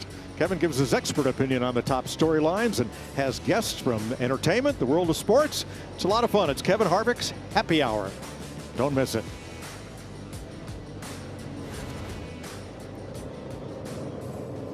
Stage 2 is complete. Look at Christopher Bell's pit stops, 2 of the fastest 3 stops this season. Look at that, Clint. 8:98. Wow. Holy smokes. We're going to need it again, boys. Please get me in front of that 5 car. I'll do my job on the racetrack, but I need you now more than ever. Well, pit road is still closed. Larry, let's go back to speeding penalties. 14 of them here over the 2 races last year, 6 speeding penalties today. And I want to get a little deeper on this Joe Gibbs Racing situation. When 3 of your 4 drivers have penalties in the same section, is that on the driver or is that on the data? Well, I truly believe it's on the driver, and I'd love to hear Kevin and Clint expand on it because they've experienced on pit road. But you have 14 segments on pit road. Segment 2 through segment like 13, they range anywhere from like 125 feet to 142 feet. But that first section coming in is only 89 feet, and the last one leaving is only 58 feet. So there's a big disparity between coming in, leaving, and everything in between, Clint. I like the disparity and everything you talk about, but Kevin, get him.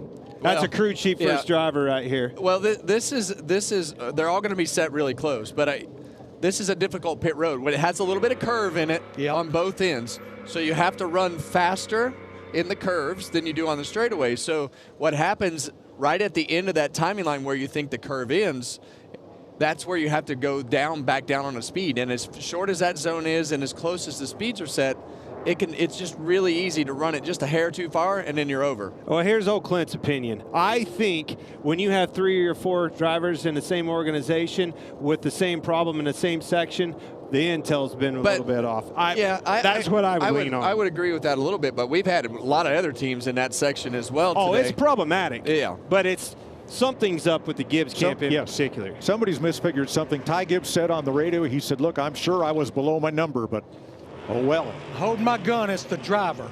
All right. Let's pause this discussion and go to Regan for pit stops.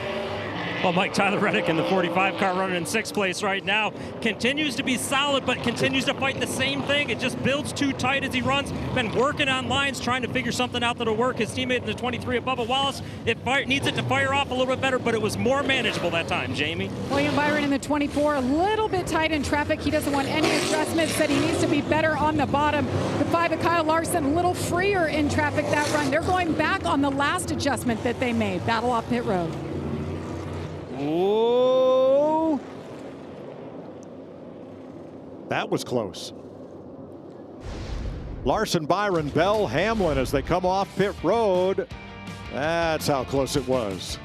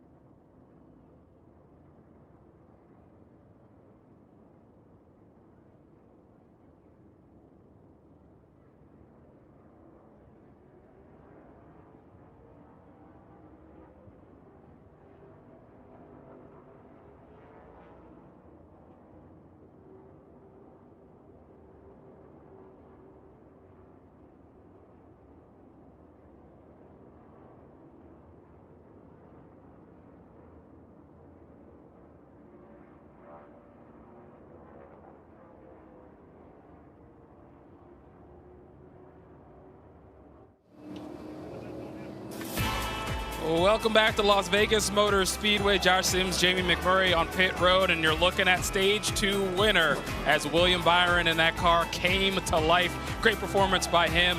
So Jamie, takeaways from what we saw in terms of those Hendrick cars, as well as a nice recovery from Denny Hamlin. Oh, it has, and I think you've got the winner of the race in the top 4 right now. The one that I've got my eye on is Denny Hamlin. Had that speeding penalty earlier in the race, has been able to recover here. Driving up to the top 5, I think, was impressive, but we saw a lot of speed out of the 11 car in the initial start of the race.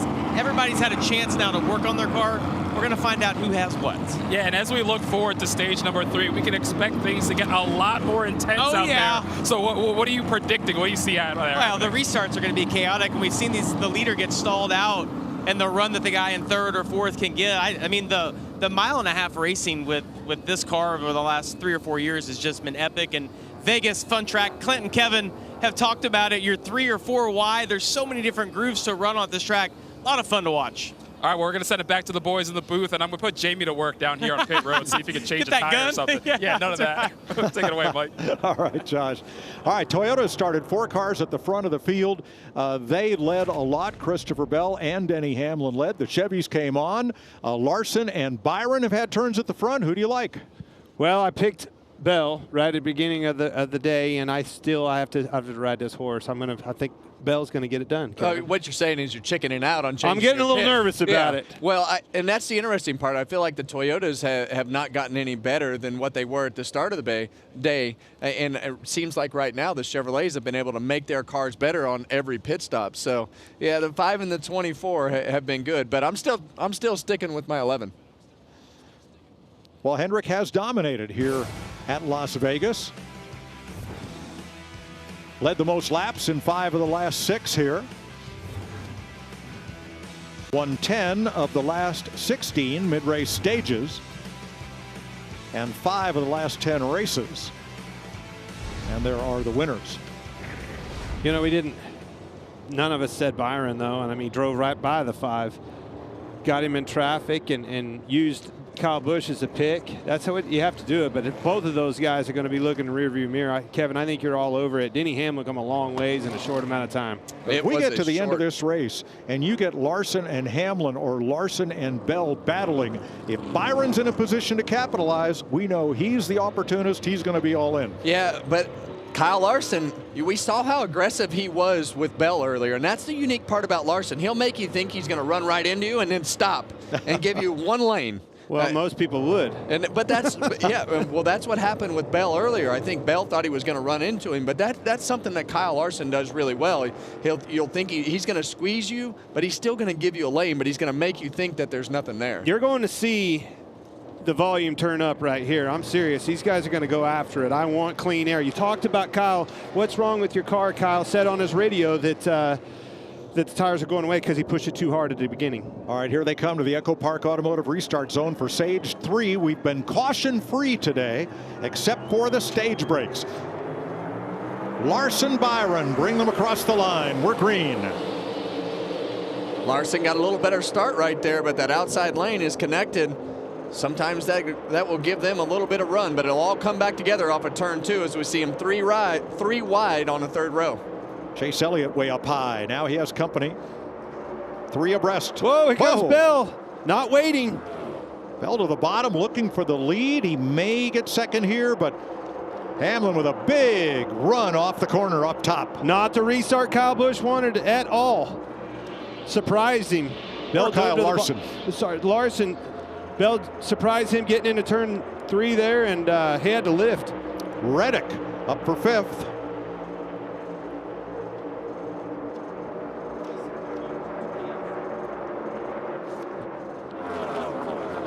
$19 cars on the lead lap now, including Ross Chastain, who got the free pass there at the end of stage 2. So hard to get clear, but Denny Hamlin is able to finally clear that 20 car of Christopher Bell, and this is the car that has just gone through the whole field. In a short amount of time. I mean, drove right back through him. So much throttle time here. No run. All the way up to the back bumper of William Byron in a couple laps once he finally got clear of Christopher Bell. Listen, that throttle on time.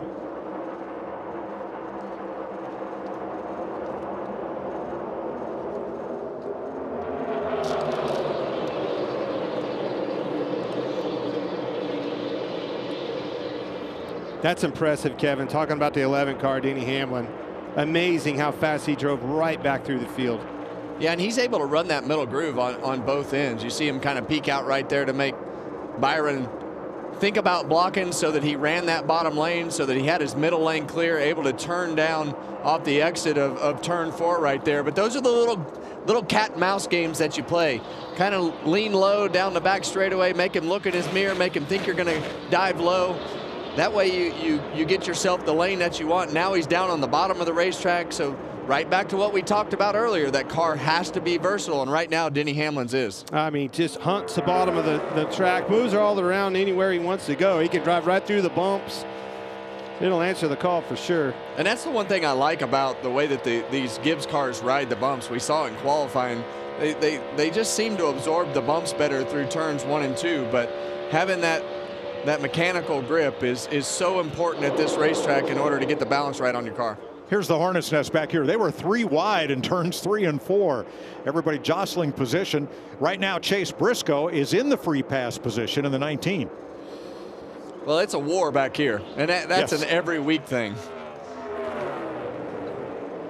See A.J. Allmendinger leading this pack. That's 21st on back, and it's just your cars aren't handling as good. They don't have the speed that the cars up front, so you just wind up with more guys in that Hornet's Nest, and usually everybody's mad, so it becomes a little more unfriendly. Oh, yeah. Horsebar there a lap down after that speeding penalty. And all of this is a product of having green flag racing, except for the stage breaks. Fellows with, let's say, not the best strategy or not the best car get a lap down, and it's like Briscoe, and it's just so hard to recover. Very hard. It's taken him, we're talking about stage 3 with a great race car with his teammates that drove up through the field. He's been mired in traffic trying to dig himself out of this hole because of a mistake early on all day long. Very frustrating. Kyle Busch right with him, 2 laps down. The first car 2 laps down, but where he's running on the racetrack, almost no hope of getting back to 1 lap down and getting the free pass unless they change their strategy. I'm going to go back to the top view right there. You're looking at Byron. Did a great job of holding that 11 up, making him use those tires up, being in that wake, making him tight behind him. Now he's driving away from him. Byron Hamlin, Bell Larson, Elliott Reddick. The top half dozen here with 86 laps to go.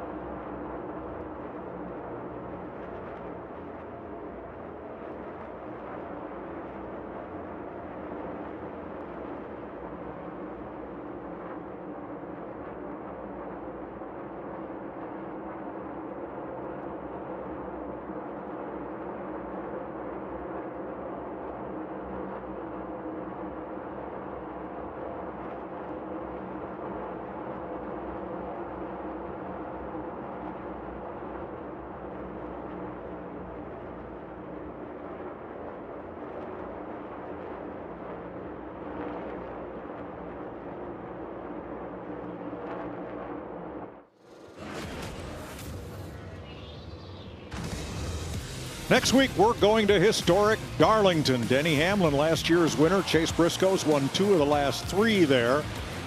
Darlington, Martinsville, 2 weeks in a row. Hamlin won them both last year. Now, NASCAR has veered away from this being their traditional throwback race. There'll be a lot of NASCAR alumni there, but I hear there's going to be a lot of historic paint schemes, throwback schemes. The RFK team is going to throw back to Greg Biffle numbers on all 3 of their cars, and I've seen some great throwback wraps. Can't wait for Darlington. Well, we're throwing it back to October here. Denny Hamlin in the lead, so he was the winner here when they came here the last time, and now he's right back to where he was and has passed the whole field. Yeah, in stage 2, he came from 31st to 5th. He will be our big move today, sponsored by Pods. Here is the move that you saw during the break for the lead in our double box coverage.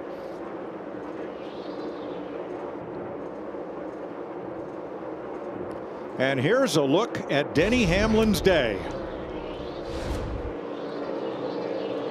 One whoops. 1 speeding penalty. Now, after that pass where Hamlin didn't leave a whole lot of room to the number 24, we have William Byron's radio. Fast as shit now, buddy. Back in your rhythm. Build a gap to the 20. Keep racing our off. Well, folks, I couldn't understand much of that either, but I got the sentiment. Yeah, well, I felt like the 11 drove in there trying to be right on the bumper to make sure that he didn't come down the racetrack and did everything he could to make that pass happen quickly right there. So William didn't like it, but that's the way it goes. Jamie? Denny Hamlin has now led the most laps of the day. And I talked to his crew chief, Chris Dale, this morning, and I asked him about setups compared to the fall. And he said, actually, the track temperature today is about exactly the same as it was in the fall. Denny Hamlin, of course, was your winner from the pole. But he said he didn't think that they had a race-winning car at the end of the race. But he said, Denny put on his cape and he willed that car to victory. He said the key with this veteran driver, give him a car that he's confident in and he will overcome. And that's exactly what Denny Hamlin has been. Confident in this race car since they unloaded yesterday. Larry Mack. Yeah, Jamie, I've been looking at the data comparing the 11 car Denny Hamlin to William Byron in the 24. Not a big difference in the throttle when they roll out, when they pick it back up. Neither one's using any brake. But the big difference, guys, Hamlin's not having to put near as much steering into that 11 car as the 24, which tells me that car's turning better than William Byron's. And that's key here, to be able to get that balance right. But when you can go back to the partial throttle and have that car rotate through the middle of the corner and you don't have to have that wheel into it, then you don't have the snap. It's easier on the right rear tire. It's easier on the right front tire. So many benefits to being able to not have that wheel in the race car. Tyler Reddick and Chris Buescher, who has been one of the best of the Fords today. They've kind of been mired in 7th through 12th place, but here's Buescher going after Reddick for 6th. Regan? Yeah, and Mike, give some credit to Chris Buescher as well as crew chief Scott Graves, having a fantastic day right now as we see him trying to make that move to the outside. Been very pleased with the car. He was a little tight on entry early on in the race, very good over the bumps. Right now in the last pit stop, no changes on the 17. He's trying to get a career best finish for Las Vegas track here, and right now he's doing that. I like Buescher. He's a grinder. No matter what they give him, he just grinds it out slowly but surely. He makes his way to the front. And we hadn't said anything about him all day, and he just shows up and inside of the top 10. But you're exactly right, Mike. He is a grinder, and he's been around this sport for a long time. He's done a great job for a long time.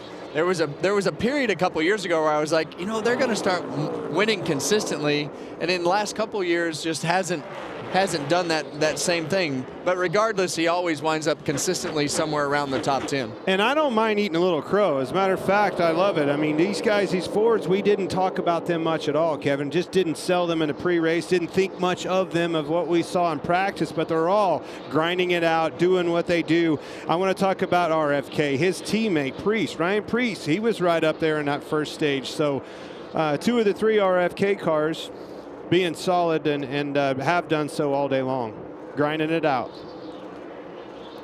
Well, Priest in 11th, Kozlowski in 13th, and then Zane Smith, Austin Cindric right with just behind them, as you see on the bottom of the screen. Zane Smith is another one. I've been watching him, and he got up as good as 7th at one time.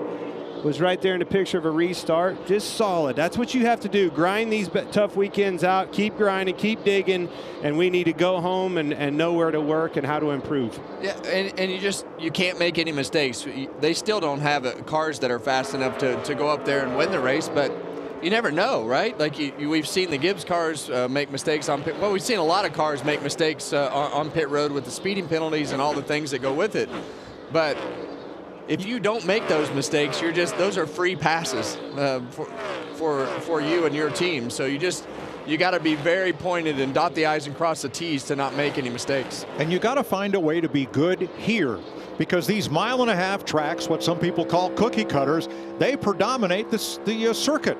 And this race and the next 5 are all tracks that are going to be in the chase for the championship. So take stock right here. Take a big swing at it on this next stop. See if you can figure out how to be better here when we come back. And that's a great point. And same thing with Phoenix last week, as we see Ty Gibbs going by Bubba Wallace there for 9th place.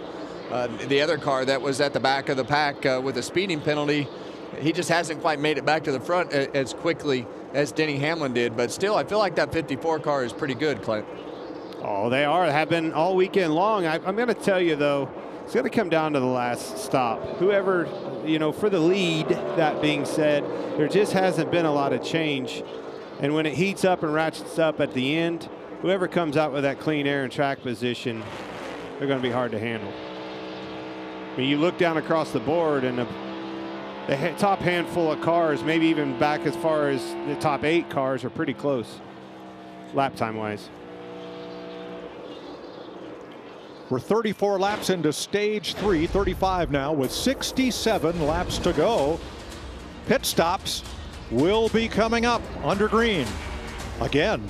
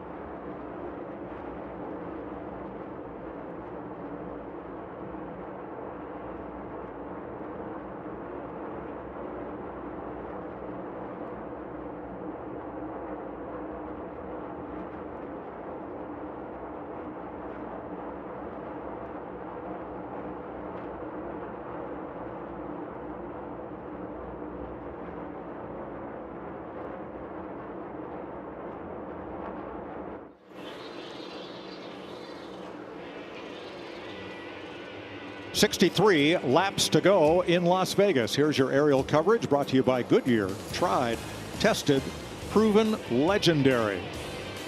19 cars on the lead lap. Ross Chastain, the last of those 19. Chase Briscoe, the first car, 1 lap down. Denny Hamlin, the race leader, now by 1.3 seconds over William Byron. Hamlin a couple of hundredths quicker each lap than the second place car over the last few. Well, what a moment it was here last fall when Denny Hamlin won the pole and won the race, and fan sentiment just turned right in his favor after a very emotional interview and statements when Hamlin climbed out of that car. Have a listen.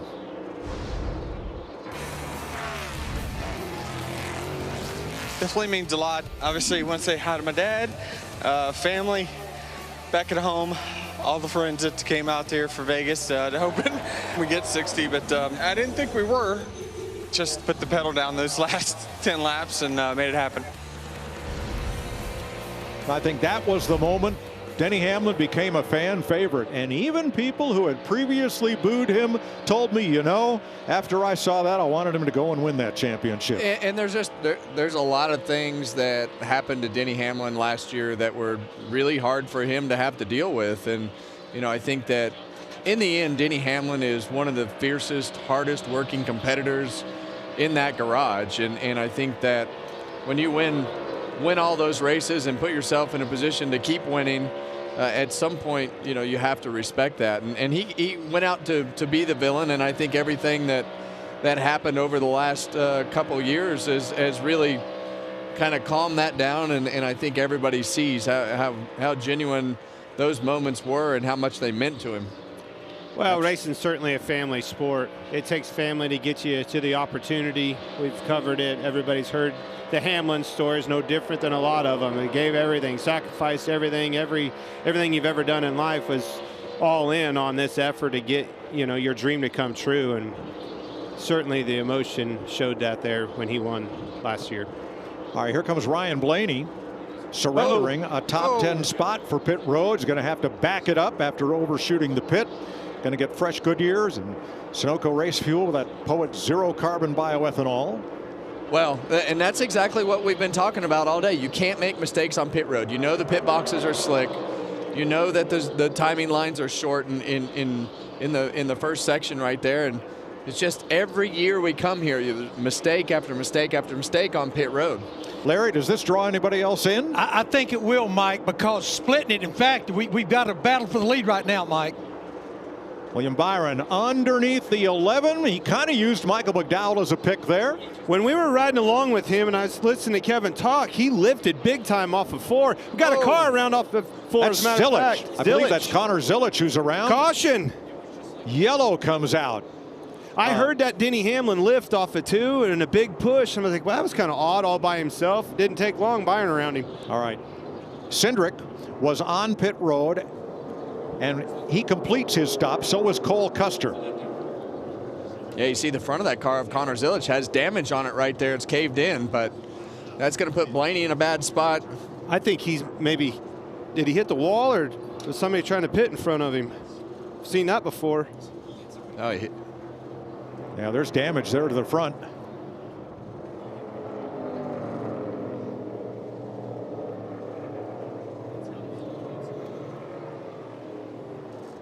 Guys, that may have worked out perfect for Cindric. I think he may have beat the leader down to the exit of pit road. He may have 4 fresh tires and may inherit the lead. We need to let the scoring reset. Since he was on pit road at the moment of caution, the stop is legal. They can complete the stop. And if, as Larry points out, if everybody else on the lead lap pits now, he will cycle through to the lead. What happened here to Connor Zillich? I think you could see him on the bottom down here, right behind. It looks like Ricky Stenhouse Jr. I think they were checking up, and he ran into the back of him trying to pit. Yeah, I think Stenhouse was going to pit right there. Don't you? Yes, I do. As soon as he got,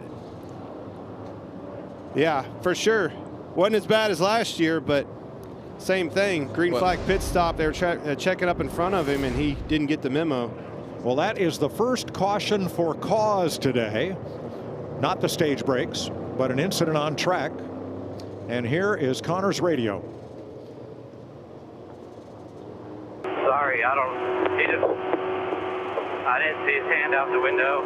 I didn't know he was pit. Yeah, I didn't get anything up here either.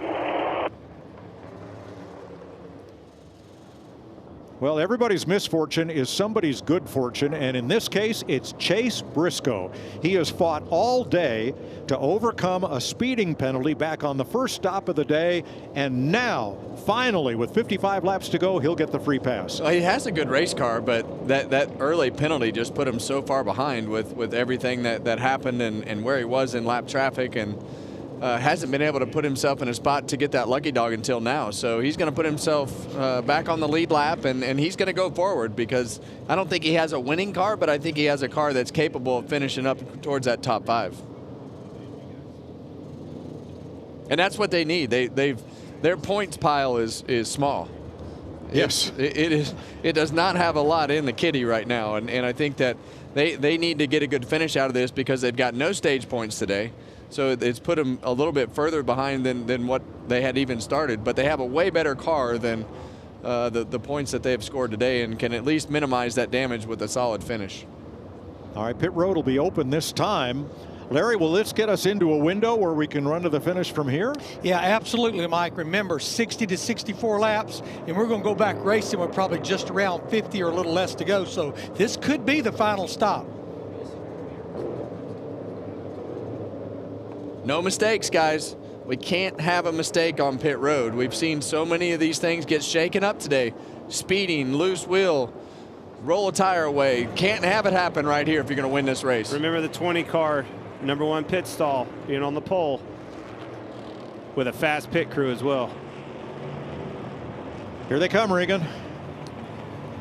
Mike, and Tyler Reddick in the 45 car continues to have a good day, but they've just bounced around a little bit about getting it right where it needs to be. This most recent run noticeably tighter. He's asking for him to free it up, give him a little bit more turn for this next run.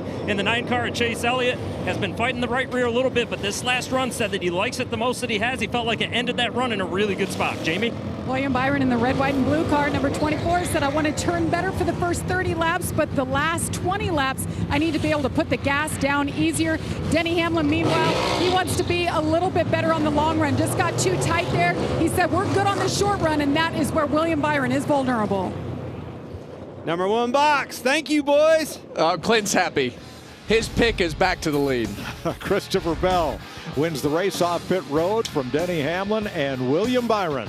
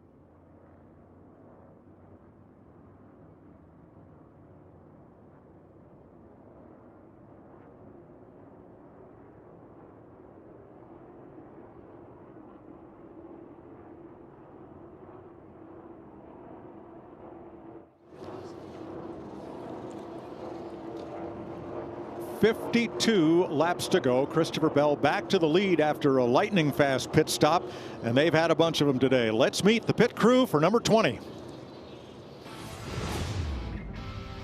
Darrell Edwards from Baltimore, Maryland. Jackman for the number 20 car.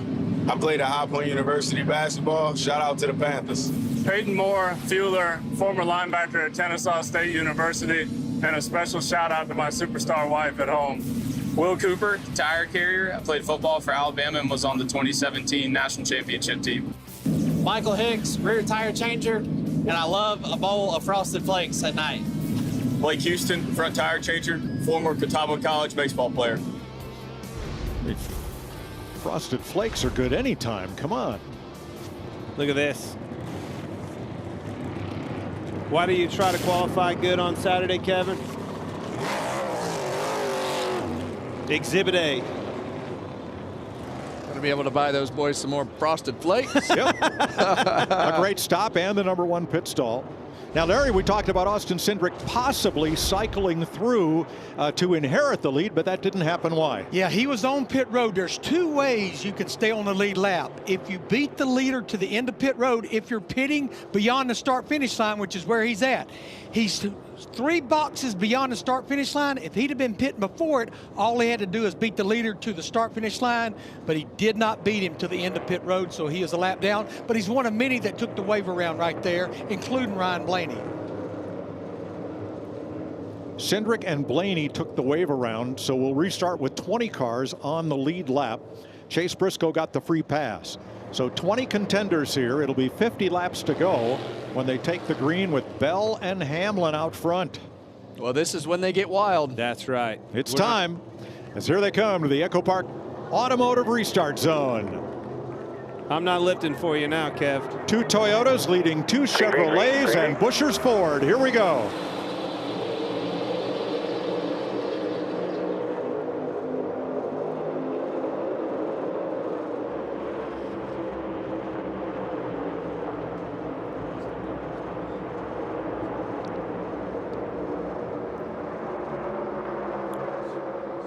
Wallace to the top side, 3 wide for 7th. Yeah, as they fan out right there at the front of the pack, you see those 2 Gibbs cars and 24 car go up the racetrack. Not clear. Boy, he was all but.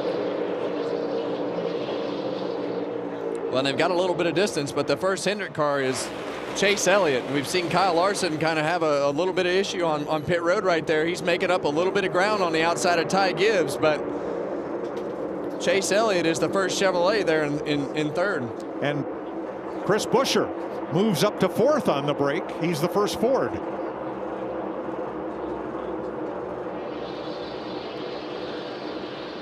I really thought Christopher Bell would be able to give him a little bit more fit than that. Little battle there. Man, that Denny Hamlin, he never lifted. Both ends of the racetrack, stayed right in the middle of the racetrack. Had nothing for him, did he? And that lap right there, you can see the back of that 20 bounce around as you see the 24 car of William Byron on the inside of Chris Buescher. They're going to have to get going, though. Try to put some pressure on Denny Hamlin to force him run harder than he wants to run, because they don't need to let him get out too far in the front so that he can save those tires. We saw him get really tight at the end of that last run off of both corners and fall off really bad. So if I were these guys, I mean, I know they're doing everything they can do, but you want to push that 11 car as hard as you can, because you know his weakness is at the tail end of the run. And this would be the longest run of the race when we took the green flag. Hamlin's last lap was half a second faster than the cars from 5th on back. Well, that's good intel too, Mike. And if I'm Denny Hamlin and a spotter, I'm going to be able to slow that down. Byron establishes himself in 4th with Buescher now 5th. Then Larson, Gibbs, and teammates Reddick and Wallace going at it for 8th place ahead of Keselowski. These guys are all but wide open, every one of them. Look at that 90s all the way down to 6th place. Yeah, and when this place starts to shade over like that through 1 and 2, you're going to see the shadows right here as we start going through the corner from the billboards. That's when the speed starts to pick up, as that sun starts to set over to the west, those billboards start to bring that shade onto the straightaway, and that track temp starts to go down. And that's when that end of the racetrack starts to get a little quicker. Not so much the case in 3 and 4, but 1 and 2 will definitely pick up speed. Teammates Keselowski and Preece battle for position here. Now at the end of these runs, cars had fallen off about 1.5 seconds from their fastest lap of the run. Right now, these cars are running within 0.5 seconds of their fastest laps of the day. RFK, I'm glad you said this right along with Keselowski right here, but that's all 3 of them in the top 10. Great effort out of RFK, especially later on. We've learned something through the course of this run. Kevin, I heard you talk about this. What do we need to do here? Let's keep grinding it out. We know that, no mistakes, but let's learn something. They have definitely figured something out through the course of this race. And so has Chase Briscoe. He was the free pass car, started last car on the lead lap on this restart. He's fought his way up to 11th already. Well, he figured out we need to quit making mistakes. That's what they did. They've quit making mistakes, and now all of a sudden the speed's matching my teammates up front where they've been all day. Well, if he doesn't go back up there and put this car in the top 5, James is going to be mad because he knows that they have a top 5 car, and I promise you that pressure that James puts on Chase to be able to get the most out of everything and not make mistakes, it will motivate Chase Briscoe to keep going forward. So he knows that the expectations are to be up there with his teammates. It took him 172 laps to get back to the lead lap. It's taken him only about 12 laps to be knocking on the door of the top 10.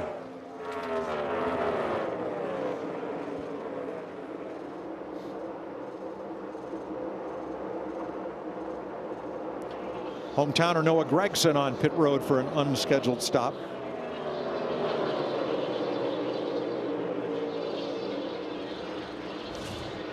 $51 laps a long time, Larry. We've seen those little signs of cords sticking through those right front tires, those right rear tires, and I know it's only 5 or 6 laps, and well, sometimes more than that, depending on which run we're talking about, as you see Ty Gibbs go by Kyle Larson. But are we worried about the tire at all, or you just think they're going to take a dive like Hamlin did the last run? Well, to your point, Kevin, this is going to be the longest run that we have run. Now, normally the tire wear gets a little better later on into a race, but yeah, I'm very nervous about it. Well, I hate to say this. I'm nervous too now because my crew chief's nervous. And I'm glad you brought this up. I don't want to say this, and I didn't want to bring it up, but we haven't had one tire failure all weekend long from somebody being too greedy. I'll tell you who's nervous. Anybody who's right in front of Chase Briscoe, because he is coming to the front. Yeah, he's up 8 spots. Boy, Bubba used it all there. Todd Gilliland on pit road, and Michael McDowell making stops for 4 tires. They had to, Mike. They had taken the wave around, so they were pretty much forced to have to pit under green.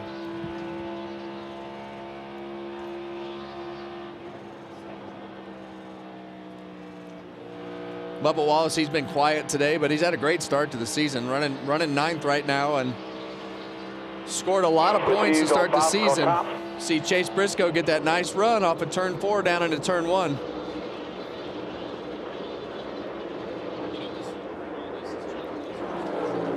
It's a lot. When he got that lucky dog, he was. Now this is one thing that's nice about being at the end of this race. When the leader were putting people down a lap down so quick, he only had to come. Well, he's up 10 spots, but that's half of the field on the lead lap. Bubba Wallace coming under fire from Keselowski. Regan. Well, Mike, just to update Bubba Wallace, about 1 run ago, the same thing as his teammate Tyler Reddick. That car took a swing to the tight side. They had been in front of it most of the day and making it better, but about 2 runs ago, it just got too tight for them, and they've been battling that since. Such a finicky racetrack, and so walking that razor's edge of too tight, too loose, and this racetrack will do that. It's just like we talked about turns 1 and 2 with the shadows, but any change in the temperature, the ambient temperature and that track temperature will make these cars swing in a direction, but these tires also lay down a lot of rubber, and when you get the track rubbered up from the top to the bottom, I mean, it can make the racetrack swing. And you go back out sometimes and you'll be like, "Hey Larry, did you change my car?" Nope. Didn't change your car, Kevin. And it'll just change on its own. Chase Elliott has caught Christopher Bell. This is for 2nd. This all happening about 1 second behind the leader, Denny Hamlin. 3 Chevrolets in the top 10, Elliott, Byron, and Larson. He's going to get him. Throughout the course of this race, Bell's car just hasn't been able to hold on and adapt quite as well as his teammate Denny Hamlin, or obviously some of these Hendrick cars as well. His just seems to fall off earlier. And that 11 car, if it does the same thing that it did the last run, that 9's going to run him down, because we saw William Byron run down Denny Hamlin at the end of the run. So it's going to be a razor thin margin as to win that 11 car if it does it again, if it acts like it did on the previous run. You look at that top 10, only one blue oval there, and that is Chris Buescher. We talked about how Blaney had been the class of the Fords last weekend, ended up in victory lane. Here Buescher and his RFK teammates are the first 3 Fords. Buescher 5th, Keselowski 11th, and Priest 12th. Half lower. We talked about it at the beginning of the day. Run into each other last week and find yourself together complete. These guys are still together, Clint. Get away from me, for crying out loud. And you know, all out the front here. This 22 car, for several years, this was their racetrack. They were so dominant here, you know, 5 or 6 years ago, as before we went to this generation of car. But they have struggled all weekend.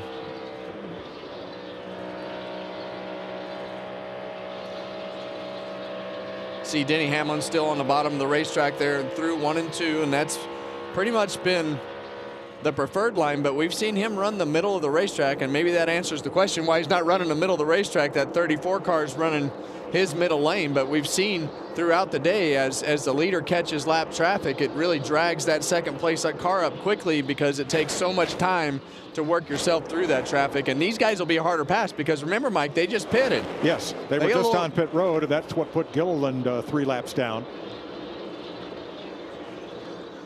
So we're coming to 30 laps to go. Next time by, Larry? Not sure what to make of trends today, because we've only had 3 cautions, only 1 for incident, but the 8 races here at Las Vegas with the Gen 7 car 2022 to 2025, average of the last caution, lap 240, which is about 3 laps away with 27 laps to go. We have had 2 overtimes, the spring race of 22, the spring race of 23.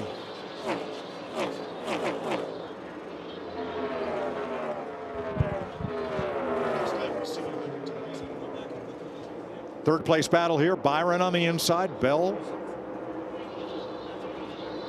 And Byron completes the pass. Buescher looking on now.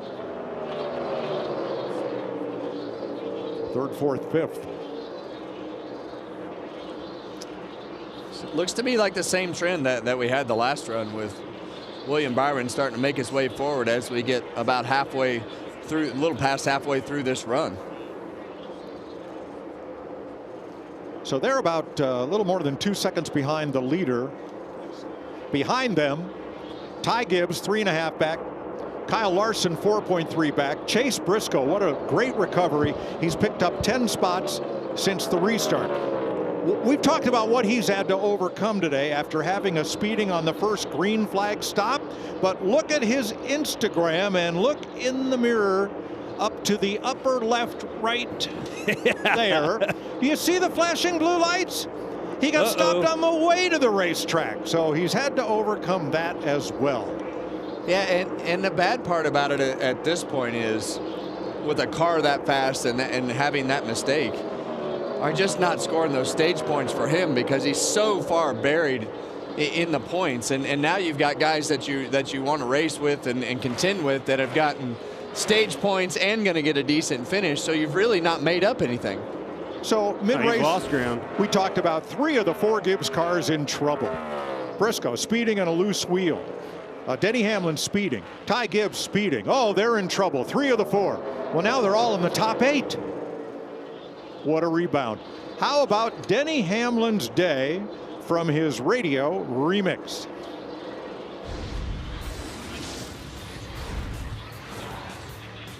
Clear 1 back 3rd lane, still clear, 2 back 3rd lane, still 2.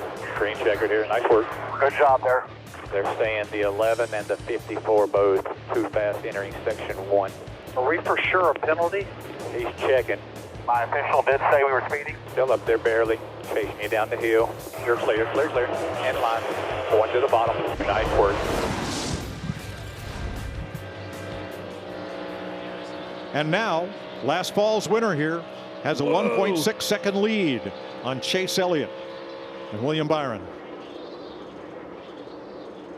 That's not what you want to see in front of you. Cody Ware got really sideways, slowed him up. Larry, what do you got on? Well, I go back to stage one. Now, this was going to be a 50-lap run to the end, and we're halfway through it. 25 down, 25 to go. In the stage one, the latter part, that's when that 11 started to fade. Now, have they made an adjustment to compensate for that? But that was his Achilles heel late in a long run. Yeah, he got tight as well. Well, now Chase Elliott, maybe he's picking up some due to the leader getting into traffic. Oh, for sure. Maybe they've turned absolutely. up the wick. Yeah. That's exactly what happened to Denny last time. Yeah, and with Denny Hamlin's car, we think it's getting tied up off the corner and behind those cars in traffic. It's just going to take him longer, and it's going to be harder on those front tires. And you know, when you look at those lap times, we've given up over 0.3 of a second in 2 laps.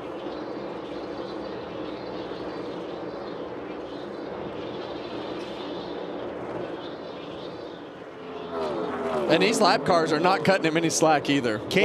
Ware definitely raced him pretty hard right there to keep him held up. Regan? Well, Mike, think back to something also on the last pit stop that we talked about there. Chase Elliott at the end of that last run, which was roughly 40 laps, said that was the best his car had ended the run all day long. He's been on the free side, but he's also been talking about how it's allowing him to wrap the bottom of the racetrack really well. So something that we have to keep an eye on as this plays out. 0.2 quicker than Hamlin that last lap. Denny's and you watch his throttle when he gets back to the gas. He's not being able to go to it. Womp, womp, womp, womp, up off the corner. That's telling me inside that race car he's tied up off. Which is what you heard on the in-car camera last time. You just heard him bum, bum, you know, just having to lift off the throttle, hoping that when he would give it those quick lifts, it would rotate. And that only gets worse. Yeah, I mean, when you look at it right there, I mean, the 51 car is staying right with him. So he had a good lap the last lap. So, but he has to have clean air. So the thing that he wants to see is somebody beside him, and he's got a car in front of him, which would explain why the 51 of Cody Ware right there can pull to the inside of Denny Hamlin. Cody Ware with 20 lap fresher tires, even though he's several laps down. And Ty Dillon was also on pit road recently. That slowed him down there too. It slowed him down, but he's going to be able to work by. He's got to have clean air in order to not give up that time that he gave up. I think he can keep pace with Chase Elliott if he stays in clean air. But we'll see what Chase Elliott can do with that traffic.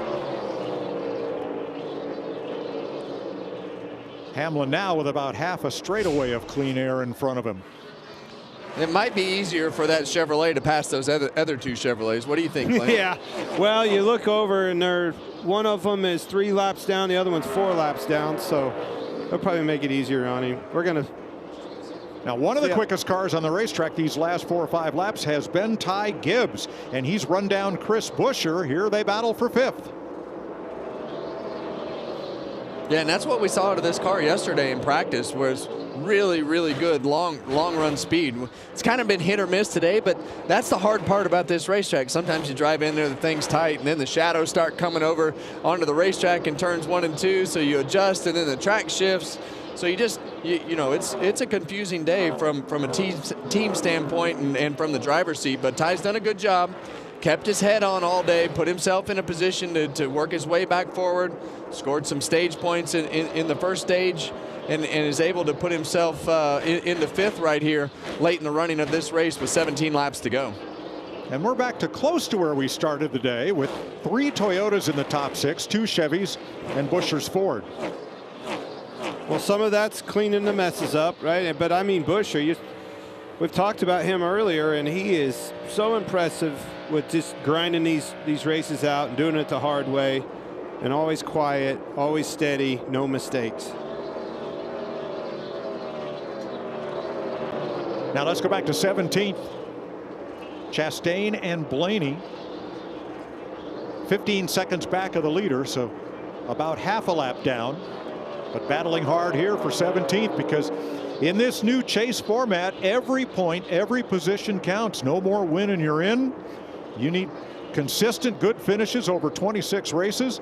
And if you can't win, how do you make the most of the day? Well, both of these cars I expected to run better today. And even though you're running for 17th, trying to get 16th is going to matter when that pile adds up at the end of 26 weeks and we reset this, because you need to be in the top 6. So you just, whew, that was close. Using it all. Both which car? Yeah, the one about hit it before and then the 12. Both of these cars. Ross Chastain obviously has a great record here. Ryan Blaney has had some bad luck here, but last week's winner and typically a car we expect to race in the top 5, but neither one of these cars have performed up to what we expected today. It's just been one of those races where if you get behind, the mistakes made the difference. You can't make up any ground. There was no cautions that flipped the stages or anything weird like that. It went green flag stops and then right into the stage in. So if you weren't one of those cars established at the front, you couldn't capitalize on anything today. Now let's move to 7th place, because Chase Briscoe's march to the front may have stopped right here. He's got himself up to 7th place, but all of the cars ahead of him are lapping faster than the number 19 right now. I mean, certainly a great rebound for Briscoe, but I agree with Kevin. I mean, the early mistakes and the stage, misses that they could have had, they could have, would have, should have with this 19 car. I mean, you might bust even right here. You're not going to gain any ground on those guys. You have to have those stages. You got to have a full, complete race, stages and the end, not just the end. And the other thing that he hasn't been up front all day to know what his car was going to handle like in cleaner air. He's been in a mess for the whole race, and as we go towards the end of this run with 12 laps to go, new territory with the track position that he has now. So kind of a day that is missed from the 19 team with that early speeding penalty.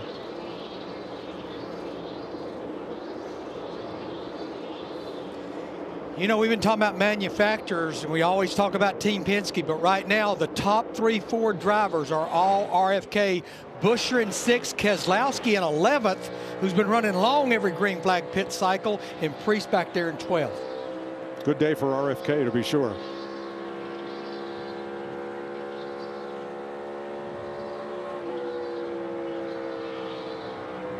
And Brad's done a good job today. I think that when you talk about grinding it out, the chase format, all the things that kind of fall into Brad's wheelhouse and making his car better, you see that steady progression from where he started all the way where he is currently there in 11th. So this is the one you told me. He's got to get better at this, though. If you're going to run and contend for wins, you have to start better. Yeah, qualifying. If you start 11th, you probably can start running towards the top 5. But a valid point with him that you said earlier.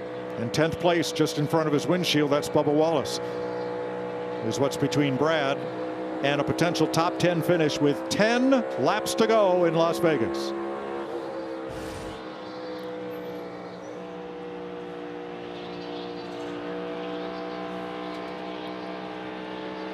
And you see Bubba Wallace kind of up the racetrack right there. Just doesn't look like his car will get through the middle of the corner like it needs to with that partial throttle and that rotation. So Brad able to run him down here late in this run.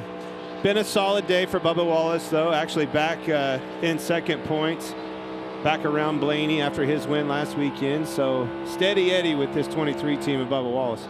Yeah, 9th and 10th, Reddick and Wallace for 23-11. Kevin, you called it right at the start of the weekend that Denny Hamlin was the man to beat here, that he had the car, he had the confidence, he had the win here last November, and was just poised to come back to victory lane. What led you in that direction? Well, nothing's changed. The tires the same. The racetrack temperatures are pretty much the same outside. His team hasn't changed. Cars haven't changed. The cars haven't changed. The Chevrolet cars have changed the body styles, but nothing has changed with the Toyota. So I want to look at that number right there, Kevin, because that's your number. Yeah. 60 victories. Right this moment, you are 10th on the NASCAR all-time win list. This afternoon, by the time we get home, that may be different. Well, records are always going to be broken and changed, and Denny Hamlin's going to surpass that 60 by quite a margin, in my opinion, over the next couple of years. Yeah, he's going to be mid 60s to 70 by the time he's done. So, but I thought he was going to be the guy to beat today, just with the way that they ran last year and how fast their car was, how well he qualified, and everything that they did in practice. But when you see the driver that confident, and he was confident again, not only after qualifying the interview, but on the pre-race show today, you know that they've got something that they're pretty happy to work with. He's coming. As we say that, it's he not is over definitely yet. running into trouble. I would like to get the throttle traces back up and keep an eye on them with Denny. Well, this is the part of run that he really struggled with at the end of the run in that first run, and this run is a little bit longer. So what happens with Denny Hamlin is he has to start pedaling that car up off the corner, and we heard Chase Elliott talk about his car being a little bit loose and being able to use that partial throttle and keep his car a little bit lower. But watch from the center to the exit of the corner. That's where he was having trouble at the end of last runs. Last lap, Elliott was 33 hundredths quicker than Hamlin. 5 to go, 4 to go now. Guys, Chase can pick the throttle up on both ends and stay in it, where Hamlin has to play with it. That's why I wanted to see those throttles, and exactly what I picked up last time. All right, don't engrave the trophy just yet. No, not yet. Oh, you never give up on Denny that. was able to match his lap time a little bit closer that lap, and as Chase, if he can keep that car positioned in front of Chase, that's going to make the front end of that 9 car get a little bit worse as he creeps in. But he's definitely better than the 11. You see how he was slower to that throttle off of 4? I think it's just bring it back home, though. Solid. Don't overdrive the corner. He missed the bottom there, Kevin. Lap time's even this lap. Watch this. He missed the bottom. See him still dancing with that throttle up there. Oh yeah, that was a big mistake right there, and that's what you don't want to have right now. You want to just minimize those mistakes, and for me, it looks like Denny Hamlin just needs to get that car to the white line more than anything, and that's the biggest thing that you can do is keep yourself in front of the 9. It looks like he's locked to the bottom as well. Last lap again, Elliott 0.2 quicker. Well, and the worst thing that Denny Hamlin can see right now is that lap car right in front of him. Which is a Chevy. That's been his nemesis all day, is lap traffic and just the amount that it affects his car. That car won't be a factor. Denny Hamlin off turn number 4. Here he comes to the white flag. 1 lap to go, sponsored by Credit One Bank. And that time, Elliott only a couple of hundredths quicker. It's a big rebound for Chase Elliott. If he can't get up and get this race won, that's a great day. Hard-fought effort out of the 9 car and Chase Elliott. Well, he's been so quiet all year and put himself right there 4th in the points, and right now he'd be sitting 5th. Denny Hamlin rounds off the corner. 61, no asterisk. Denny Hamlin wins his 61st career NASCAR Cup race and becomes the 5th driver. Great job, TH. Making things. This is easy, huh? 5th driver to win a race in 20 different seasons. Joining Richard Petty, Bobby Allison, Dale Earnhardt, and Jeff Gordon, Hall of Famers all. This goes right back to yesterday. When he did that interview after practice before qualifying, I've never heard Denny Hamlin that confident in an interview. I know why now. 3rd Las Vegas win in his 29th try. And he came back from a speeding penalty on lap 84 to drive through the field, take the lead, and lead a race high 134 laps. Well, we knew that all of those Joe Gibbs cars were really good. All 4 of them in the top 10, really in the first 8. Hamlin, Hamlin 1st, Bell 4th, Gibbs 5th. The Joe Gibbs, the team prayer at the end, giving thanks for the victory with the Yahoo crew, and Denny takes it all the way down to turn 1 to come around and salute the fans from there up the front straightaway.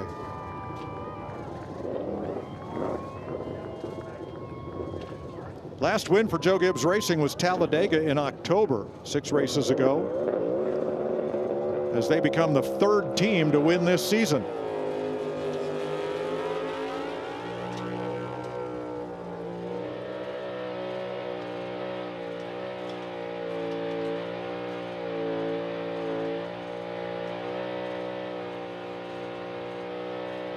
We got a long ways to go here before we get to start finish line, Kevin. Got enough good years on it? I don't think so. He's going to melt them babies off of it. Now that's a burnout. That's a good one, isn't it?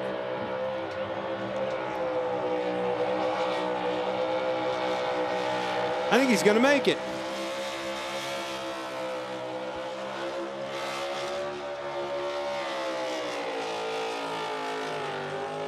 Want to know what's going on under that helmet, because so much has happened to Denny Hamlin in racing and in life since that victory here last fall. So much, and I think that you're going to see that same emotion out of Denny Hamlin right here. As last fall, a popular win with the Las Vegas crowd.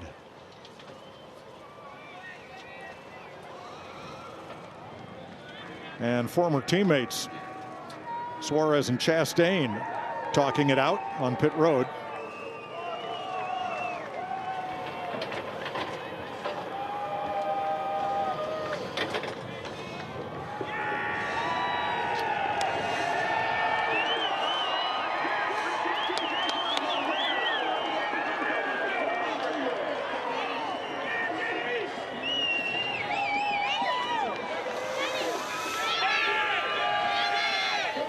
He said at the end of last season, I want to take some time. I'm not sure I want to do another season of this. And of course, he did, and he has captured the flag. Jamie. And Denny Hamlin taking it all in. A lot of fans here in Las Vegas. First question, though, Denny, what you were able to accomplish today. You had the speeding penalty, 31st to first in no time at all. And then you were able to hold off Chase Elliott hard charging on the longest run we had of the day. How did you overcome and get back to victory lane today? Being part of Joe Gibbs Racing and Toyota, that definitely helps the situation. But you know, over the last few races here, it's just had a dominant car, and you know, makes me look good when I can drive cars like this. But I got to thank the whole team, and they're the ones that made all this happen. And there's the girls.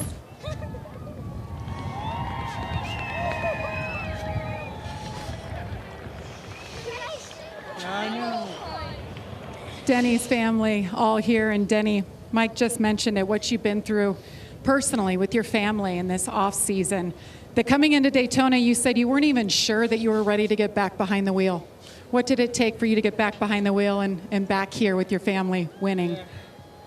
I mean, I know it took a few weeks to feel like driving, and you know, over the last couple of weeks, I've definitely, you know, regained my love of it, and you know, got refocused, and you know, these are great opportunities for us, and you know, this is.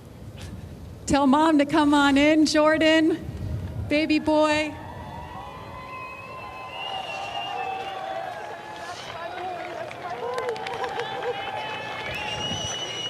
Yeah, I mean, this is a family sport, and my family obviously had so much sacrifice to help me get here, and now to, you know, have our own, you know, generations of Hamlins following me, and it's great that Mom gets to see this. I know Dad's still, you know, saying that's my boy. Hell of a day. Denny, it's a big moment too in the record books. You become the 10th winningest driver ever in this sport, surpassing our own Kevin Harvick. What do those records mean to you? I mean, my name stands out, you know, amongst those are legends of the sport, and I feel very fortunate to, you know, to be on the list. But you know, those guys were far more talented than I have ever thought about being. I just work really hard. I still to this day, you know, work really hard at my craft to try to continue to get better. And you know, days like today certainly make me feel, you know, happy about, you know, where I'm at in the sport still, and what I can still do. It's a family affair, no doubt, for Denny Hamlin, who wins at Las Vegas.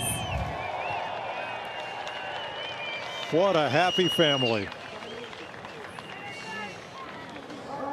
And what a great story. Denny Hamlin leads 134 laps and dominates in Las Vegas just as he did here last fall.